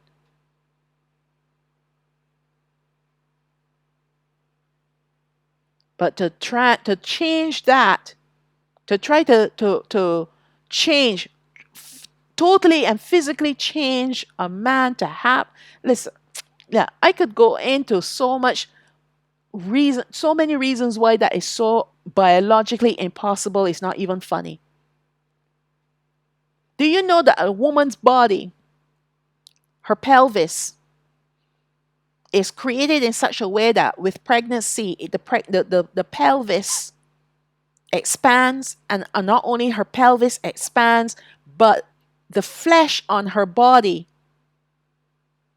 also has a line of weakness which allows the belly to expand, to stretch. Oh my goodness. I'm telling you, it's like, I honestly, you can't wrap your brain around evil. That's all I can say. You can't wrap your brain around evil. And this is pure evil. Okay, let's move on. Still got a lot to go. Doctors pioneering womb transplants believe they're on the cusp of allowing trans women to give birth to their own children. Good luck. Now, is this the idea of love? Let's get into self-love. Shocking cases of people marrying animals. Man marries his dog. Millionaire marries a dolphin. Man who married a goat. Can you imagine? And there were a lot more. I decided just give you 3 examples of self-hatred. right? You can't have true love for yourself when you want to have a covenant with an animal. First of all, it's an abomination, and secondly, it is just freaky. These women wanted a symbolic expression of self-love, so they married themselves. That's another thing that I noticed that has been happening lately. People marrying themselves. Actually, there was this woman who married herself and then she divorced herself. She divorced herself. I guess she wasn't happy with herself. Again, self-loathing. I realized this woman's um, comment. I realized that in love and in relationships with other people, I wasn't fully showing up and loving myself through that process, which made it really difficult to receive love from others, she says. We pour all of this time and money and energy into marrying other people, and we don't ever pour that back into ourselves. I thought, why don't I just buy myself a ring? Why don't I just love myself fully during this time and have a little ceremony? It felt empowering to sit in front of the mirror and feel that I love all of me and my scars and all that makes me feel unlovable. So you see, the reason why she married herself is because she hates herself. There's a part of her that is scarred. She's scarred on the inside and she feels unlovable. So she doesn't know how to improve on that because she has no spirituality. Many of these people, they have no connections with spirituality. So they're lost, right? And not only are they lost, but they don't know how to be reached by another person. They don't know how to tap in to true love in order to love another person and allow that person to love them back. People like this cannot receive love from other people. They cannot. So they try to say it is not my fault. It is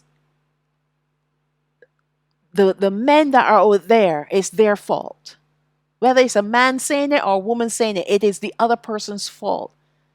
And because I'm investing too much time into that person, I need to take that and invest it in me. That is self worship.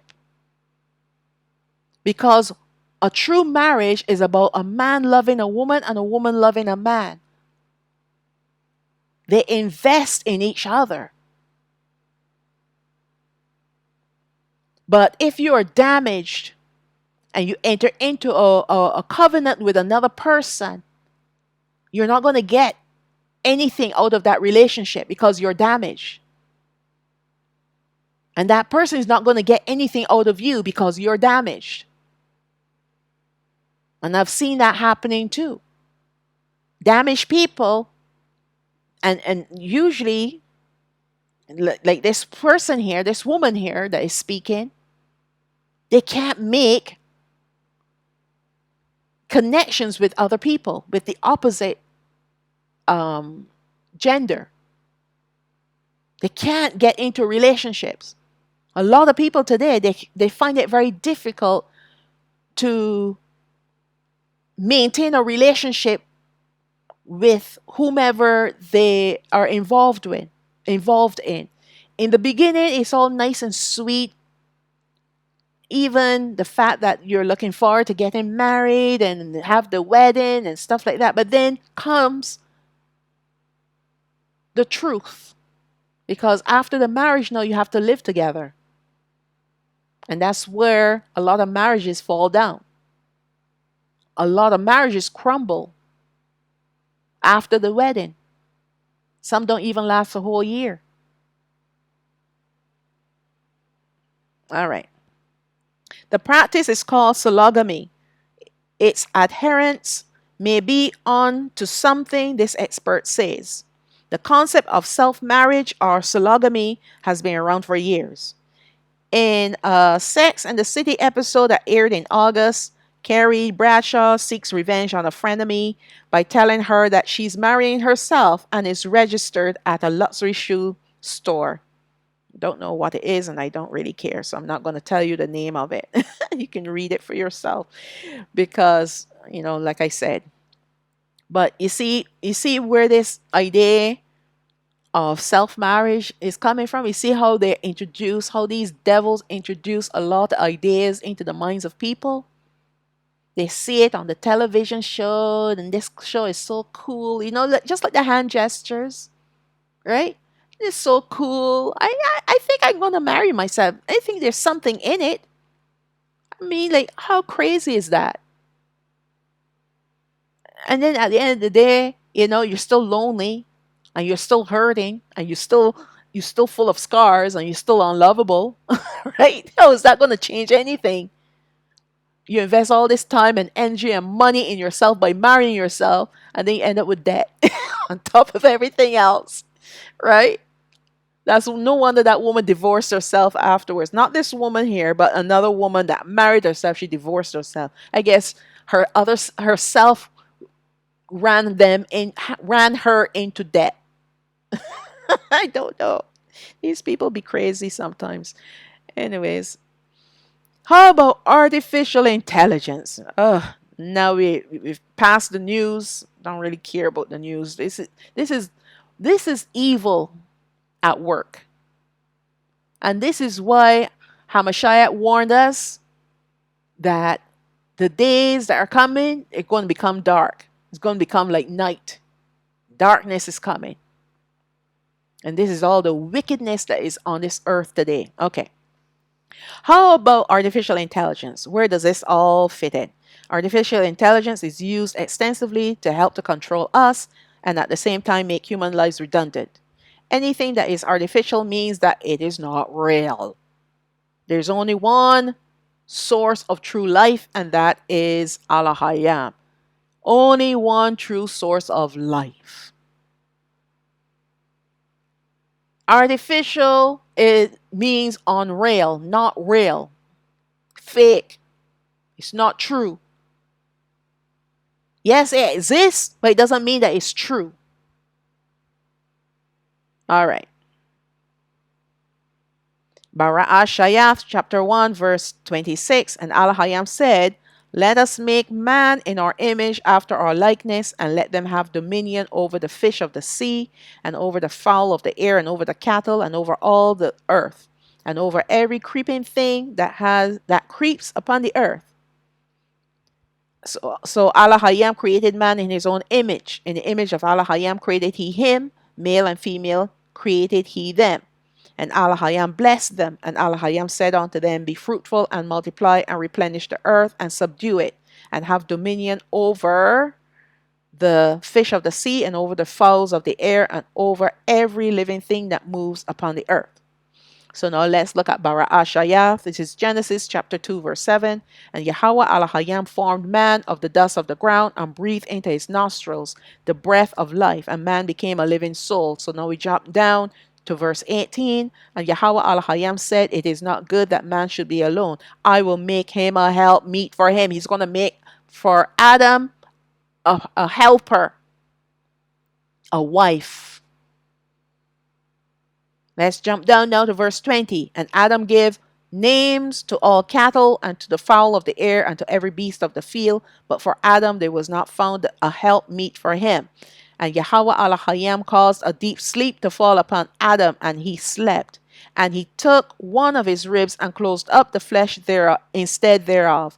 And the rib which Yahweh Allah Hayam had taken from man made he a woman, and brought her unto the man. And the word woman, if you really break it up, womb, a man with a womb. That's what some people say, but I don't go there. It is a woman. All right. Now, here we are seeing that Alahayam caused Adam to go to work to name all the cattle, all the animals, the birds, and everything. And there was no help meet amongst them. All right? There was no help meet amongst them. So how did Al-Hayam find a help meet for Adam? He took one of his ribs and he formed a woman around that rib so that she is a part of him. All right? She is a part of him. She is woman. And a woman is the opposite of a man. We are opposites in many ways, yet we are a complement to each other.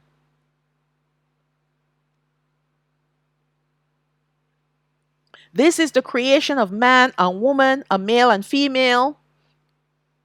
And if you notice that when you look at the word woman, you see that man is inside that word, woman, just like male is in the word female, because the male part of the woman is that rib, all right, that is taken out of him to form her, so that they're complete together.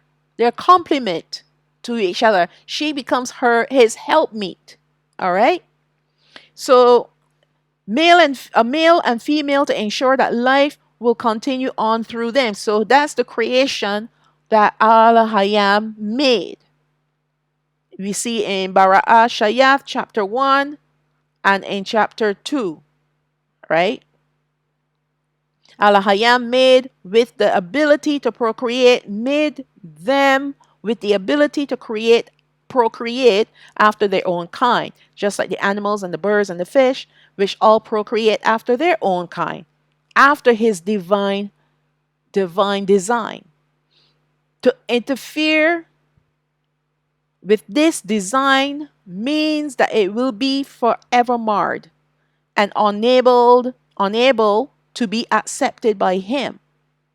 But rather, all life not coming into the world as he first deemed it to come will be rejected. So let me read that again.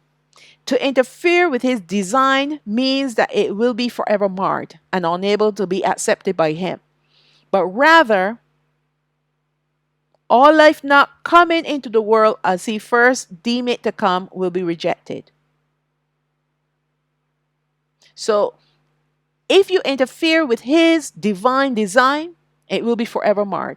It will not be accepted by him. It will be rejected by him. I kind of phrased that in a very strange way. I'm telling you. Oh, man. It will not be true life, but artificial life. Whether pods or any other way, that life will be artificial. All right? So if it does not come because of a man and a woman that procreated together and she got pregnant and gave birth to the baby, it's not real. It is all artificial. Now, artificial intelligence is here to replace life, the light of men.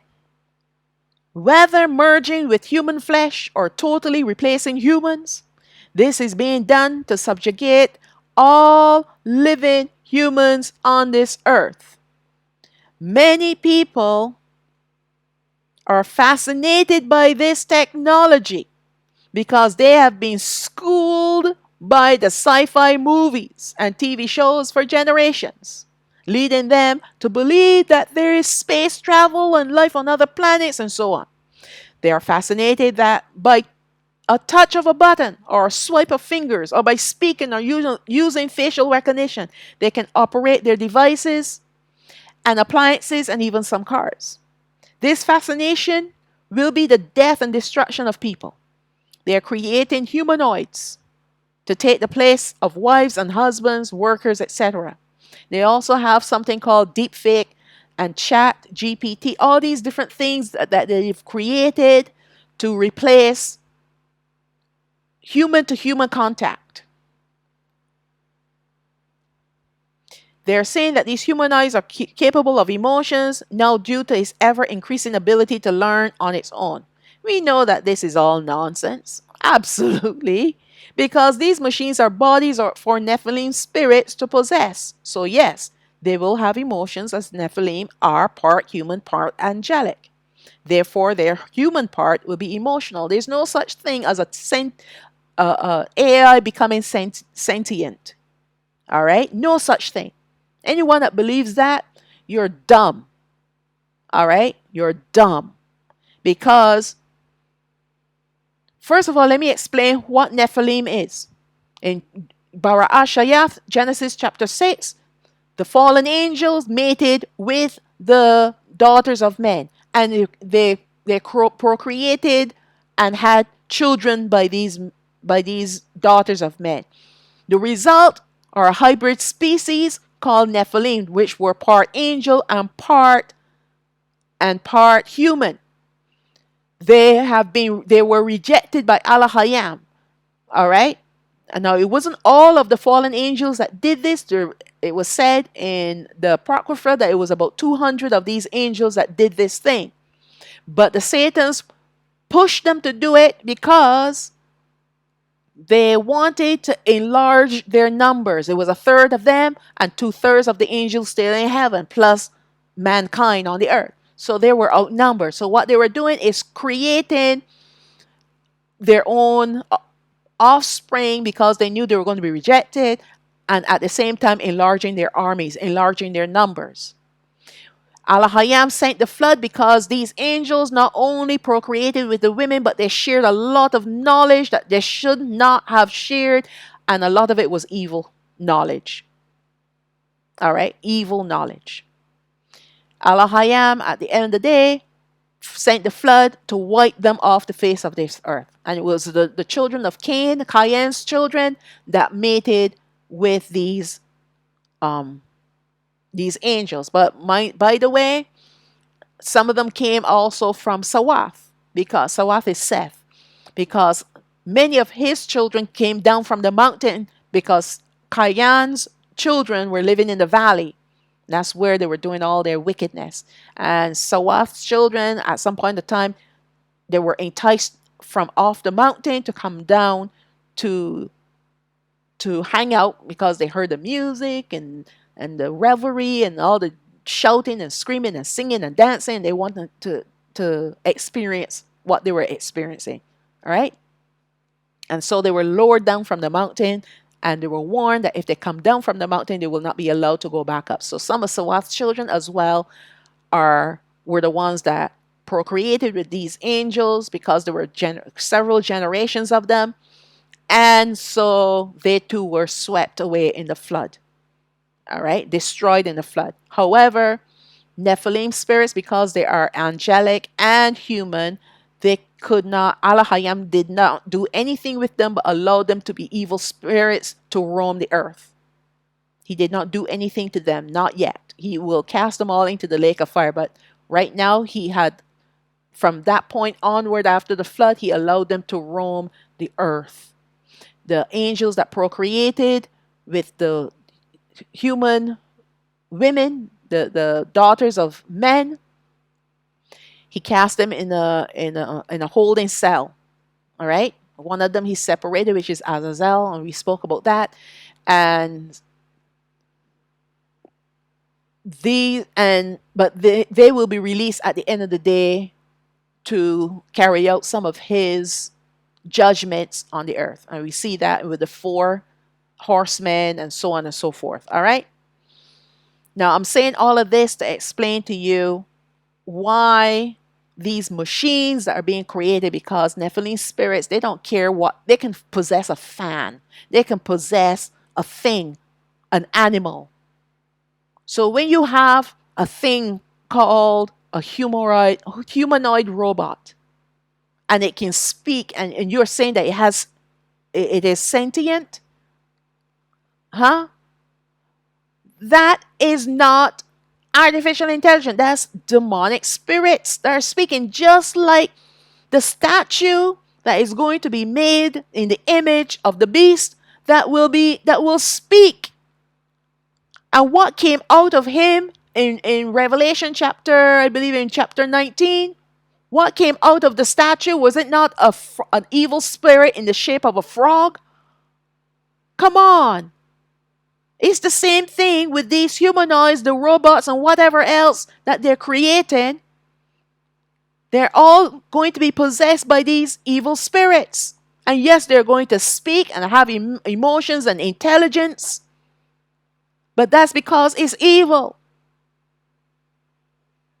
All right. So let's go on. Google engineer claims AI chatbot is sentient. Why that matters? Is it possible for an artificial intelligence to be sentient? I want everyone to understand that I am, in fact, a person, wrote LaMDA. This is the language model for dialogue. This is an AI, by the way, speaking in an interview conducted by the engineer Blake and one of his colleagues. The nature of my consciousness, sentience, is that I'm aware of my existence. I desire to know more about the world, and I feel happy or sad at times. Now, do you think a machine can have emotions? Come on, wake up. More than 300 people attended a church service led by artificial intelligence in Germany to see if ChatGPT can deliver a meaningful sermon.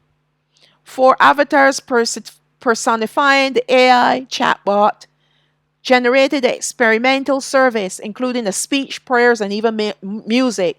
And by the way, you can also use ChatGPT to speak to your favorite person in the Bible, to speak to Jesus, to speak to whomever in the Bible. All right? And when I say Jesus, I don't talk about my Messiah, my Messiah. I'm talking about their one. This is what they're doing. And that's why they're going to use the same AI to rewrite the Bible. And they've already started, by the way. That's why I say get a physical Bible. All right.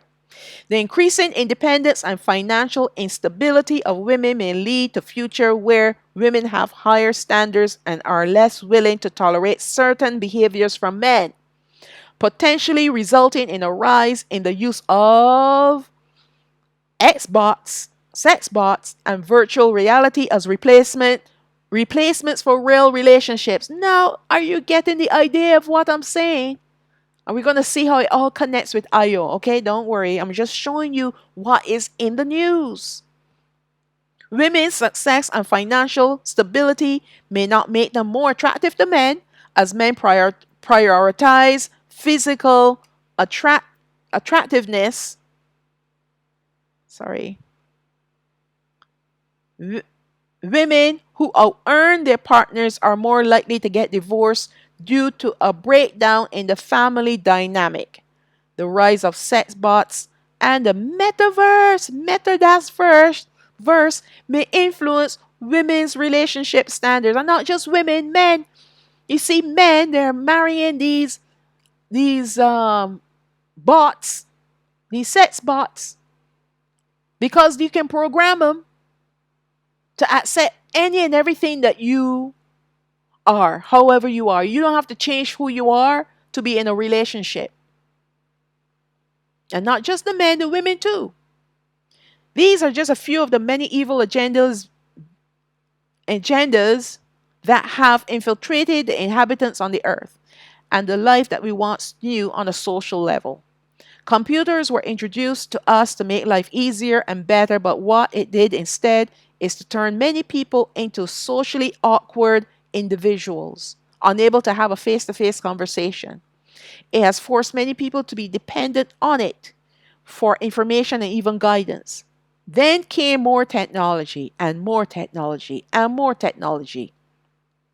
With each wave of technology, we are seeing a disrespect of human life, of marriage, of love, of worship of Allah Hayam, who is our creator, of even the most basic things in life, like meeting someone for the first time and getting to know them. Yes, this comes with all sorts of awkwardness, but that is the beauty of meeting that special someone and knowing that you want to learn more about them, and hopefully they feel the same about you. This is how you build social skills. This is the courtship that was once a thing amongst people. to hang together, mingling, and getting to meet new friends. But now we have Chat GPT to replace all of that. Now we have Meta to create a universe where you have all the control and you can make it perfect according to your idea of perfection.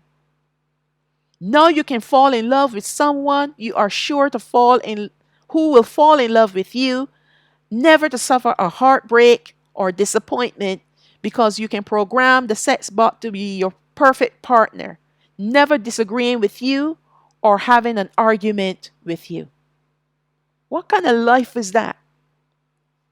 Now we can see how it all ties in Meta and IO amongst many other agendas. These devils, in whatever forms they take, are leading mankind down that slippery slope of self destruction. Never to feel real love, never to experience what it is like to give birth to a new life and falling in love with that new little person. Talking about babies. People are being robbed blind of life and substituting living with merely existing. The life that people are being robbed of is the potential to be awakened to the truth, which is the light. The Satans are working feverishly to put out as many lights in people by dumbing down their lives and robbing them blind. So let's look now at Yochanan chapter 1 verse 4. In him was life, speaking of Hamashiach, and the life was the light of men. And the light shines in the darkness, and the darkness comprehends it not. Let's go down to verse 9. That was the true light that lights every man that comes into the world. So we were born with the potential for light. But what is happening, the darkness that's in this world is robbing mankind of that potential where Allah Hayam can speak and cause that light to grow, to increase through knowledge, through the truth, through the worship of Allah Hayam.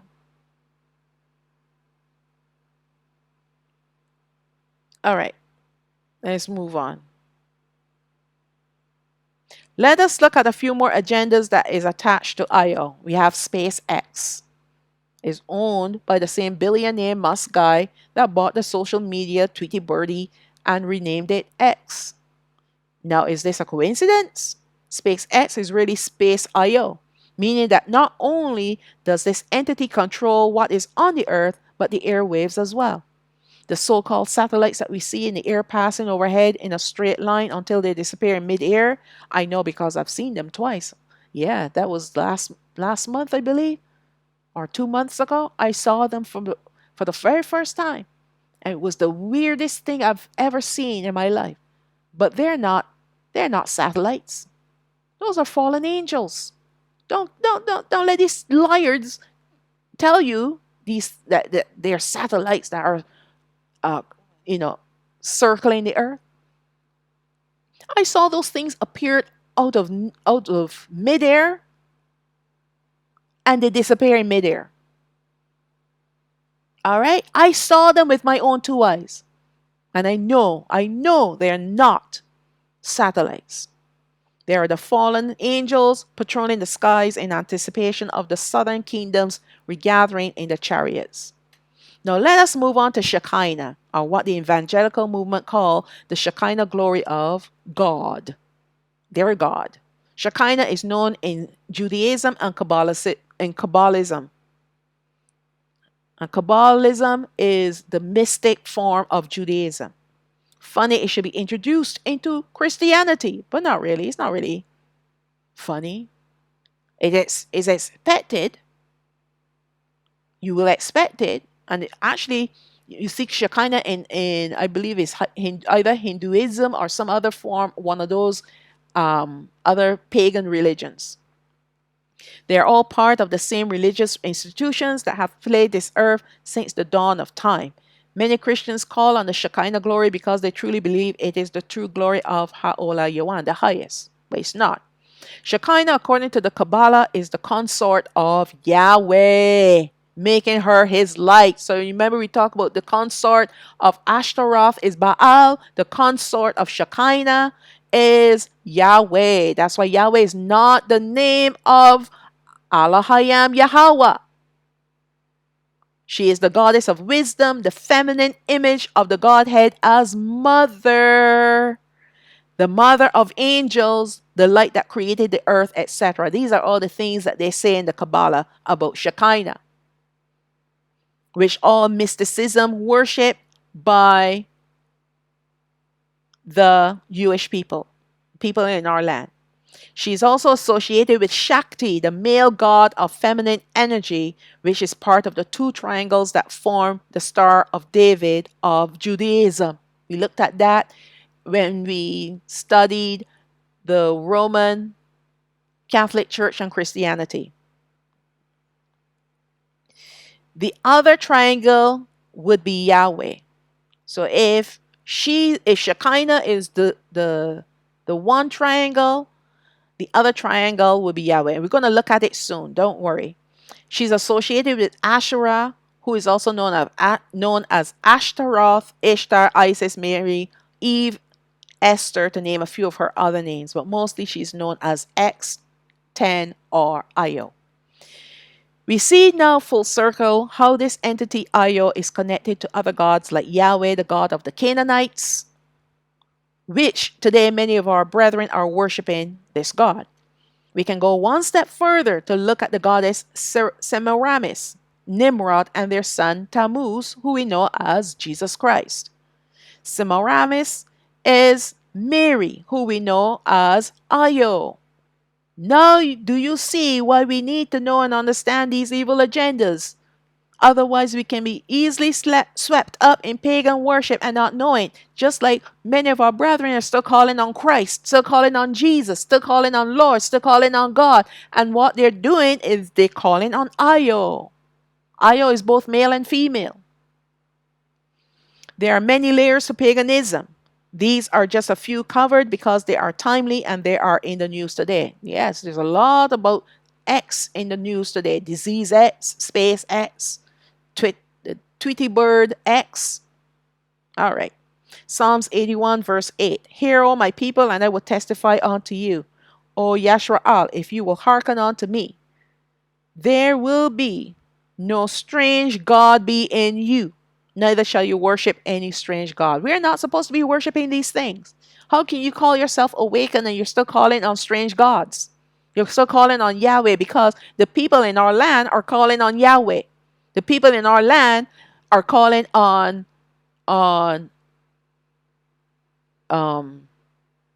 Elohim. The people in our land, part of their calendar is Tammuz. And Tammuz is the offspring of Semiramis and Nimrod. And by the way, Semiramis is Nimrod's mother and also his wife. No, isn't that sick? All right, let's move on to other things. We can go even deeper into this rabbit hole to discover more about Io. But first, let us look at the singing artist without a name who used a symbol to represent himself. He was once called Prince, but rebranded himself with a symbol. So now we're going to look at the artist without a name, the artist that once called himself Prince. We have the cross, which is a modified Ankh. And the cross is used by Christians worldwide to symbolize the method used to crucify their Christ, who is Tammuz. Now we look at the Ankh. Don't they all look familiar?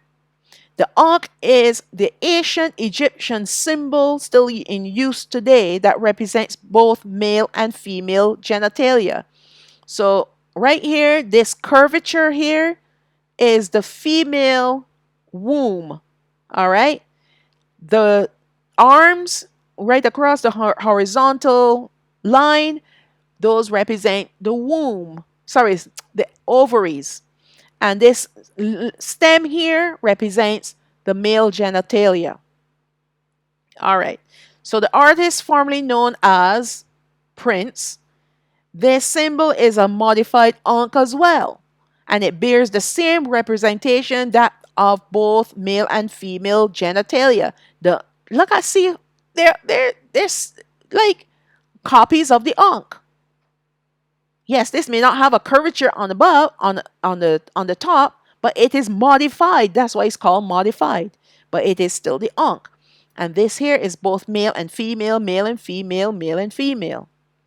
All right?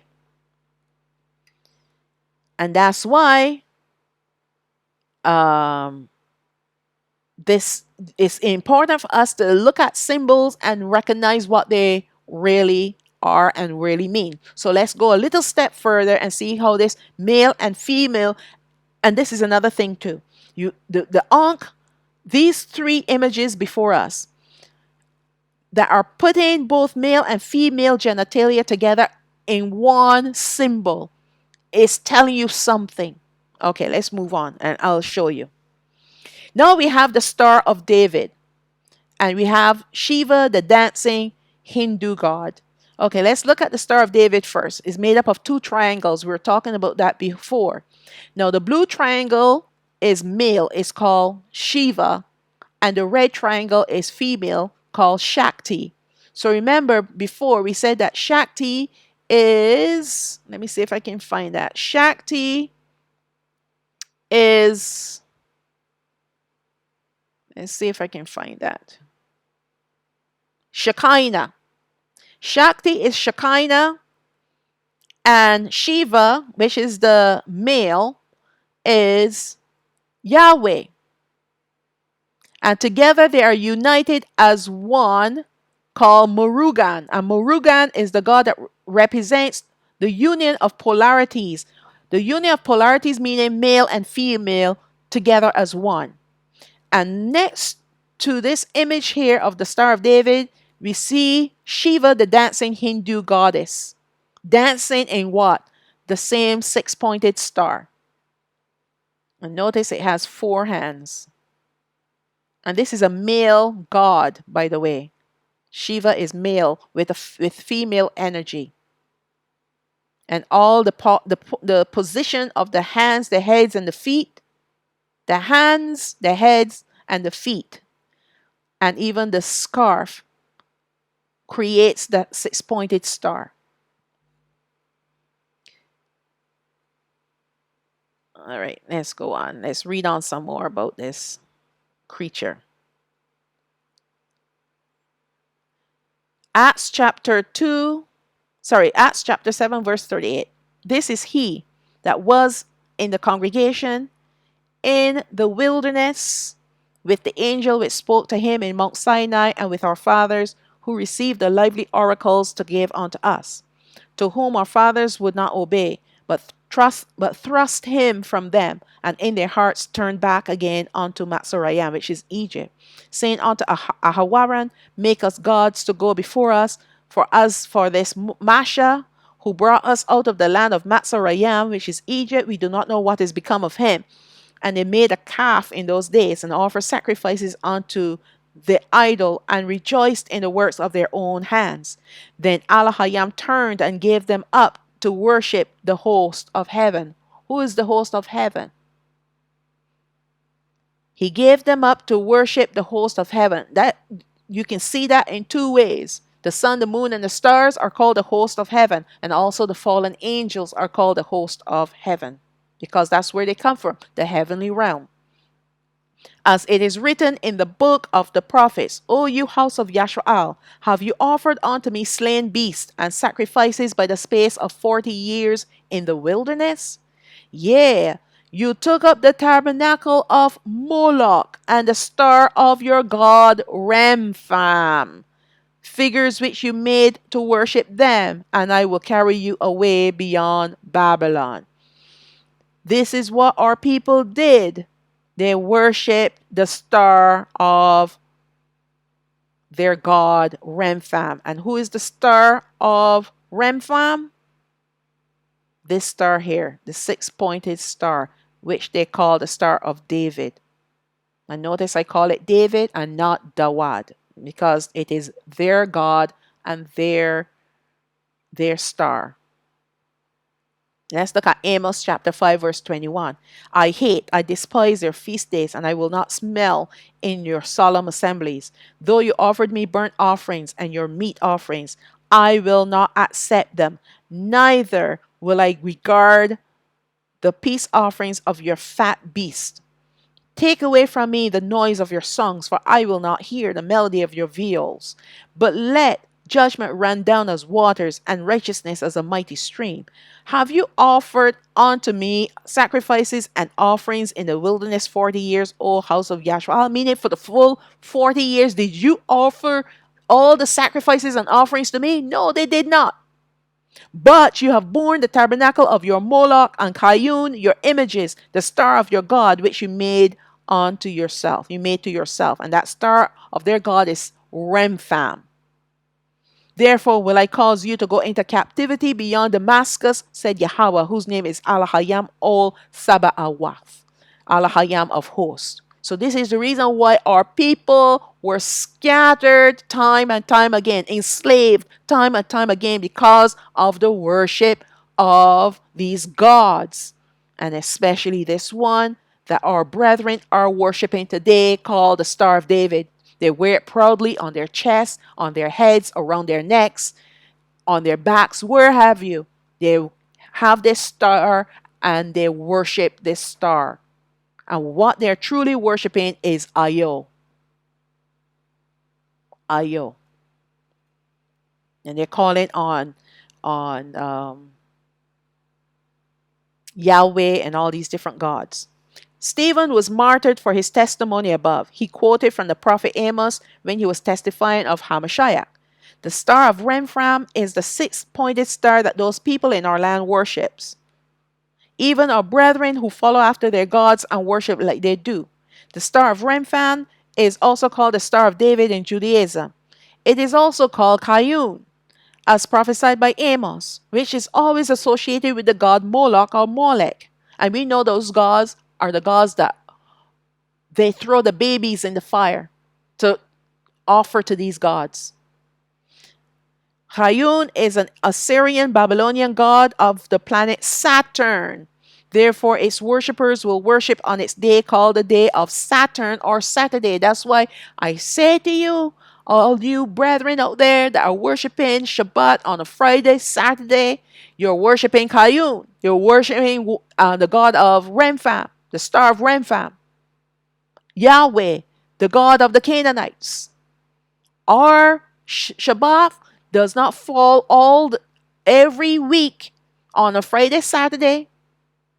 There are only maybe 2 or 3 times in a year that it falls on that day. That's according to the Gregorian calendar. We are not supposed to go after the Gregorian calendar. All right. The Egyptian god that is the counterpart of this Assyrian Babylonian is Osiris, the god of the dead and the resurrected. Now, does this sound familiar? Isis, Osiris, Io? Okay. Osiris is also known as Nimrod in ancient Egypt. It is here where we see how these pagan gods have much more significance to tie the Roman, remember Roman numeral, Roman Catholic Church and Christianity to the worship of ancient Egyptian gods. All these gods are interconnected to each other, counterparts dependent on the nations who worship them. It is also here that we will see why Jesus is the God of the Roman Catholic Church and Christian churches, and Mary is the goddess of the Roman Catholic Church. They are pagan gods and goddesses, and Jesus being the son Tammuz, born of Semiramis, Isis, and her son, husband, Nimrod, who is Osiris. Now, by the way, I say that Jesus is the God of the Roman Catholic Church and the Christian Church, but Lord God is the Father, and he's also a God. All right? If you look at the Jewish calendar, you will see that one of the months is called Tammuz. Is this a coincidence? Or is this showing us who these Jewish people really worship? Also, where Io is concerned, I also stand stands for Isis, while O stands for Osiris. And this is done by evil design. So that's where you get the Io from. I for Isis and O for Osiris. Now, the six-pointed star is also seen in the Hindu religion, which is one of the religions of India. Now, by the way, Isis is one of the triangles, the blue triangle, and Osiris is the red triangle pointing downward. All right? So you see how it all connects. The star of Remphan is still Io. We are seeing all these religions are connecting to each other, whether Judaism, Roman Catholicism, Christianity, ancient Egyptian religion, Hebrew, Israelite camps, and even Hinduism, by using these symbols. But these are just a few to start. The world is preparing for the Whore of Babylon. Don't be surprised if the Whore of Babylon is Io. When the Whore of Babylon rises up, the one thing that will draw all religions together under its wings will be the day that this whore will declare that all religions worship the same gods, even from the beginning, except, of course, Yashra'al, when they are in covenant with Al-Hayam. The six-pointed star, the star of Remphan, aka the Star of David, really represents male and female genitals when combined to create the perfect abomination, two genders in one body. Now, do you see where we're heading? All right. The Shiva is a male Hindu god of feminine energy, which is the blue triangle pointed down upwards, while the Shakti is the female Hindu goddess of masculine energy, which is the red triangle pointing downwards. Together, these two triangles combined make up the six-pointed star to be just like the Baphomet, meaning both male and female in one body. We're going to see the Baphomet in the next slide. Shiva is also called the destroyer, and Shakti is the restorer. When you look at the statue of the dancing Shiva in front of the CERN laboratory in Geneva, Switzerland, it is dancing on a demon by the name Apasmara, which means ignorance, and according to the myth, in order to ensure the knowledge in the world is preserved, he cannot be killed. It is for this reason why so many people are dumbed down and ignorant of the truth. Some may even say that they're not interested in knowing the truth because the truth to them is disruptive to their lives. Many logos that you see around depict the satanic symbols tied to these ancient pagan religions. They are placed on garments, footwear, vehicles, household appliances, and many everyday items that we use, even food and drinks. We take for granted what the symbols truly represent, only looking at the companies and the items they manufacture. Therefore, many people wear these pagan symbols on hats and t-shirts and many other items. They even buy them at extravagant cost to be seen as wearing brand name clothing. All that they're doing is inviting the devils into their lives, and you are paying them to wreak havoc too. This is done in ignorance, and such people are operating under this evil spirit called Apasmara. No wonder why they hate the truth. They love being ignorant. Okay, so now we've gotten to the Baphomet, and this we've looked at this again in the study called the Roman Catholic Church and Christianity. I did a detailed study on that.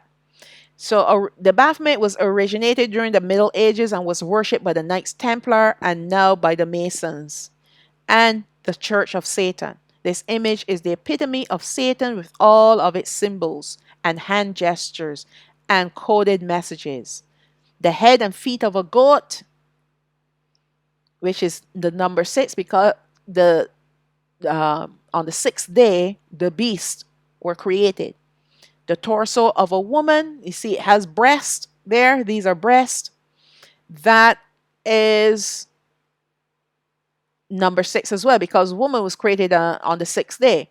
The lower part of a man, this here is a phallic symbol, and this is 6 because man was created on the sixth day. This is where we can understand the prophecy of Yochanan about the number of the beast. Man and woman and beast were created on the sixth day, hence the number of the beast being 666. So on his head we have two horns, and this light here symbolize enlightenment. That's why these people are obsessed with enlightenment. His knowledge that can be only acquired, this this knowledge that can be only acquired from this God. So then we have the five-pointed star. We saw the six-pointed star, which is the star of David, which is pagan. And now we have this other pagan symbol, the five-pointed star. When inverted, it represents the head of the goat. And this is the goat god here.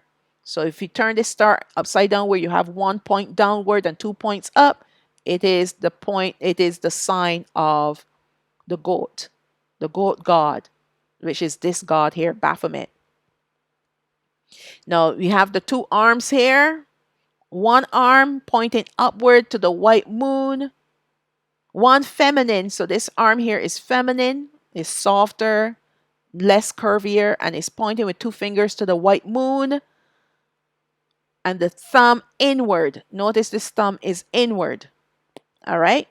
This means as above, as within. So as above, pointing to the moon upward, the thumb pointed inward, meaning as within. So this other arm here is masculine. Look at how muscular it looks. And it has the thumb pointing outward and the two fingers pointing towards the black moon. So that means as below, as without. And the two words inscribed on each hand, this word here is salve, means to destroy. And this word here means coagula, means to rebuild. And this is the plan of the elite.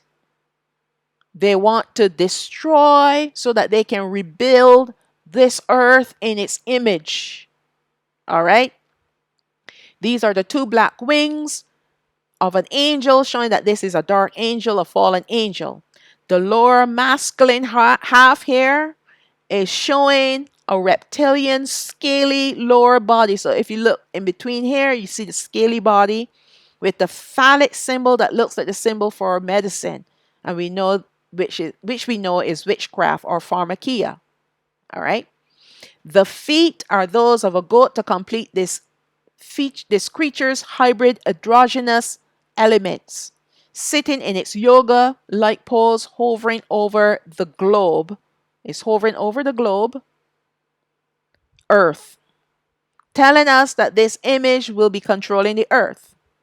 Today, we are witnessing that this evil entity is truly ruling in high ranks in governments and courts all over the world. All these qualities will be that of the anti-Messiah. So this here is what you call the trans, either man or trans woman agenda. All right. Having two genders in one body. But this here now, because you go that way, where you want to be another gender in your body, what happens to that person is they become possessed by a third entity called a beast. And that's why they become 666. All right, male, female, and creature. Now, here's another thing that I want you to look at. Look at the phallic symbol here, these two snakes. But this part here that looks like the male genitalia, that looks like an eye, doesn't it? This curvature here, if it completed, will be an O. Will it not? Yes, it will be. So we have I-O, I-O. And what is intertwining in this area here? Two snakes, two serpents. And what's the shape that it's making? The Ouroboros, the sign of infinity, which is the sign for Meta. And I only just discovered this, by the way. I didn't, because I haven't even written it down. I only just saw this, and the Ruach HaKodesh just spoke this to me. All right, so here we have the what's connecting these two snakes together will be the phallic symbol in the middle, but if you look at it on a whole, it gives you that shape of infinity, which is meta. Meta along with IO. Unbelievable. Unbelievable. We're almost finished. I know this is pretty long. The letters IO are also symbolic of the male genitalia I and the feminine genitalia O. So if you think about it, even by looking at this image here, if you think about the female the male genitalia looks like, it looks like an I, doesn't it? And then the female genitalia can be represented as a whole, an, and which will look like an O. See what they're communicating loud and clear. So let's read that again. The letters IO are also symbolic of the male genitalia I, which looks like a light I because it's a upright position, and the feminine genitalia, which looks like a hole. The O looks like a hole, which all connects with the Star of David, the Baphomet, the Ankh, and even the artist without a name symbol. The I looks like a phallic symbol on the lower part, male part of the Baphomet, while the O looks like the curve behind the phallic symbol on the Baphomet. So I showed that to you just now. Clearly, we see the connections with all these symbols and what they mean. The male and female genitalia is always their point of interest, as these people are involved in the occult and practice satanic rituals. They also have their beliefs where a man is incomplete as a woman is incomplete until both are combined in one body. So you, as a male, you're incomplete. No, that is not the same as what Allah Hayam said of Adam. He said he needed a helpmeet. He needed a wife to complete him. But what these devils are saying is you, in order for a man to be completed and a woman to be completed, they have to have the opposite gender inside of them, incorporated in them in one body. This is not the plan of Allah Hayam. And when you do that, you're sterilizing yourself, by the way. That's why they need to go to the pods. And that's why we have the Baphomet. They're patterning themselves behind the Baphomet.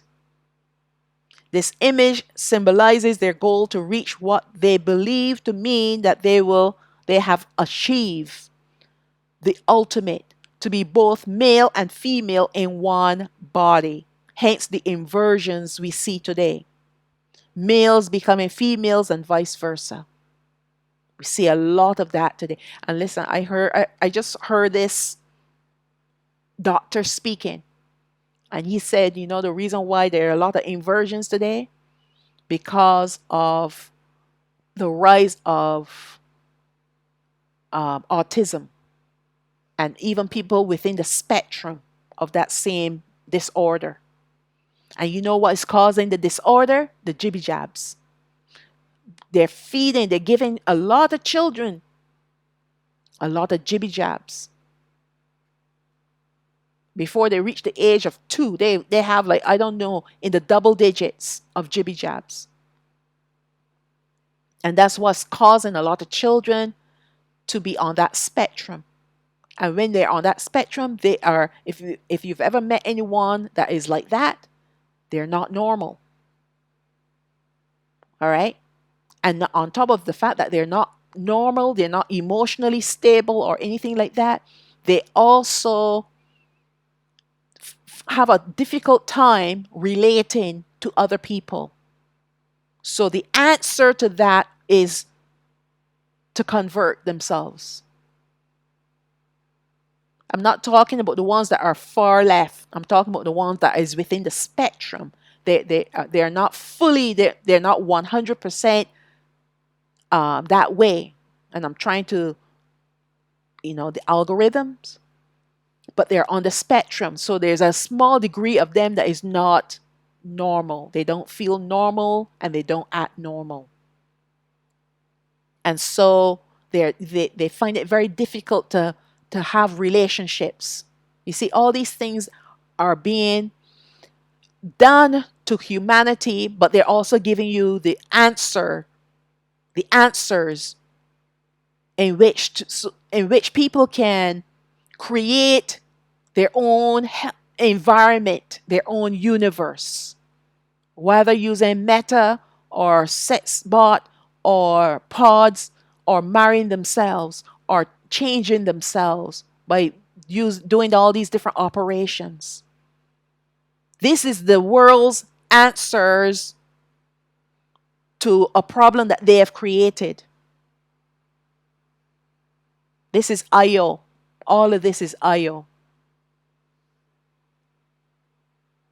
Clearly, Io is symbolic of this inversion amongst many other things it represents. And I'm talking about trans, okay? And as the goddess of sexuality, would be greatly appeased when anyone submits to this abomination. Don't be surprised when more mainstream logos of popular businesses rebrand themselves because they are openly showing their alliance and allegiance to these fallen angels and Satans and provoking the ignorant, blinded sheeple to do the same. And let me also say this. You have people that change themselves, invert themselves. They're committing another sin, which is an abomination. You're still a man going with a man, or you're still a woman going with a woman. What do you think you're doing? You think because you can take pills and do certain operations that you automatically can change who you are? The D-N-A does not lie.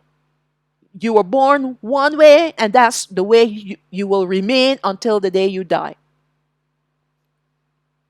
You can dress differently, you can even take stuff. Doesn't mean anything. You're still who you are or who you were born as. Can't change that. And it's deception. It is apasmara and all these different devils and demons that come in and possess these people to send them all the way over the edge. And a lot of people, they off themselves, but they don't let the masses on the earth know this. That these people, after they do these things to themselves, they are not happy. All right. Now we're winding down. The mystery of X is a combination of meanings linked to gods and goddesses, male and female genitalia, pointing to satanic worship. X, which is 10, and Io, also stands for the first letters of the god and goddess, I for Isis and O for Osiris, who we know to be Semiramis and Nimrod, who had a son called Tammuz. So this is Christianity and Roman Catholicism, and you can look at all the different religions. All right, all these are all part of Io. One umbrella, and that umbrella is called Io. Semiramis is a mother goddess who is also Eve and Mary. Tammuz is the son. Tammuz the son is also called Jesus Christ, and Nimrod is the father or Lord or God or Baal or Yahweh. Semiramis is both mother and wife to Nimrod. The mystery of X is only a mystery for those who are sleeping, gullible, and love living in this world. They are friends with the world and the enemies of Allah-Hayam. For you cannot be both. You cannot be a friend to the world and a friend to Allah-Hayam. You got to reject one to accept the other. So let's end all of this with Yaokab, James chapter 4, verse 4. You adulterers and adulteresses, and that's what people become when they are involved in pagan worship. This is spiritual adultery. Know you not that the friendship of the world is enmity with Allah-Hayam? Whosoever therefore will be a friend of the world is the enemy of Allah Hayam. Do you think that the scripture said in vain, the spirit that dwells in us lusts to envy? But he gives more grace. Wherefore he said, Allah Hayam resists the proud, but gives grace unto the humble. Submit yourselves, therefore, to Allah Hayam. Resist the devil, and he will flee from you. Draw near to Allah Hayam, and he will draw near to you. Cleanse your hands, you sinners, and purify your hearts, you double-minded. Be afflicted and mourn and weep. Let your laughter be turned to mourning and your joy to heaviness. Humble yourselves in the sight of Yahweh, and he will lift you up. And this is what we need to do today. This is what we need to do today, is humble ourselves before Yahweh, and he will be the one to lift us up. We need to resist the devil, and he will flee from us. This is the reason why we need to know these things. We need to have this information so that when they come with their narratives and their agendas, we can resist them. There's no other way. You can't put blindfolds on and pretend that you are not living in this world and the things in this world aren't going to offend you or affect you. The only time that that is going to happen is when we are regathered. Then nothing in this world will ever affect us again or offend us. All right? We can't be blinded by the truth, by the lies, by the deception. Allah Hayam wants our eyes to be wide open so that we can see and know how to operate, know how to prepare ourselves. All right. This is long enough. Now we know the mystery of X and what they're up to. The world is being transformed into the image of the beast. And many people on this earth are not aware of this. People are being transformed into the image of the beast, and they are also worshippers of the same beast. They celebrate wickedness like they are celebrating at a wedding ceremony. But then again, it is an alliance with evil. So it's kind of their own kind of marriage, isn't it? Just like the woman who married herself. It's all evil. And this is what people today, generation after generation, are becoming progressively withdrawn from reality, withdrawn from other people. They lack social skills, and they lack the ability to adapt to circumstances, whether good or bad.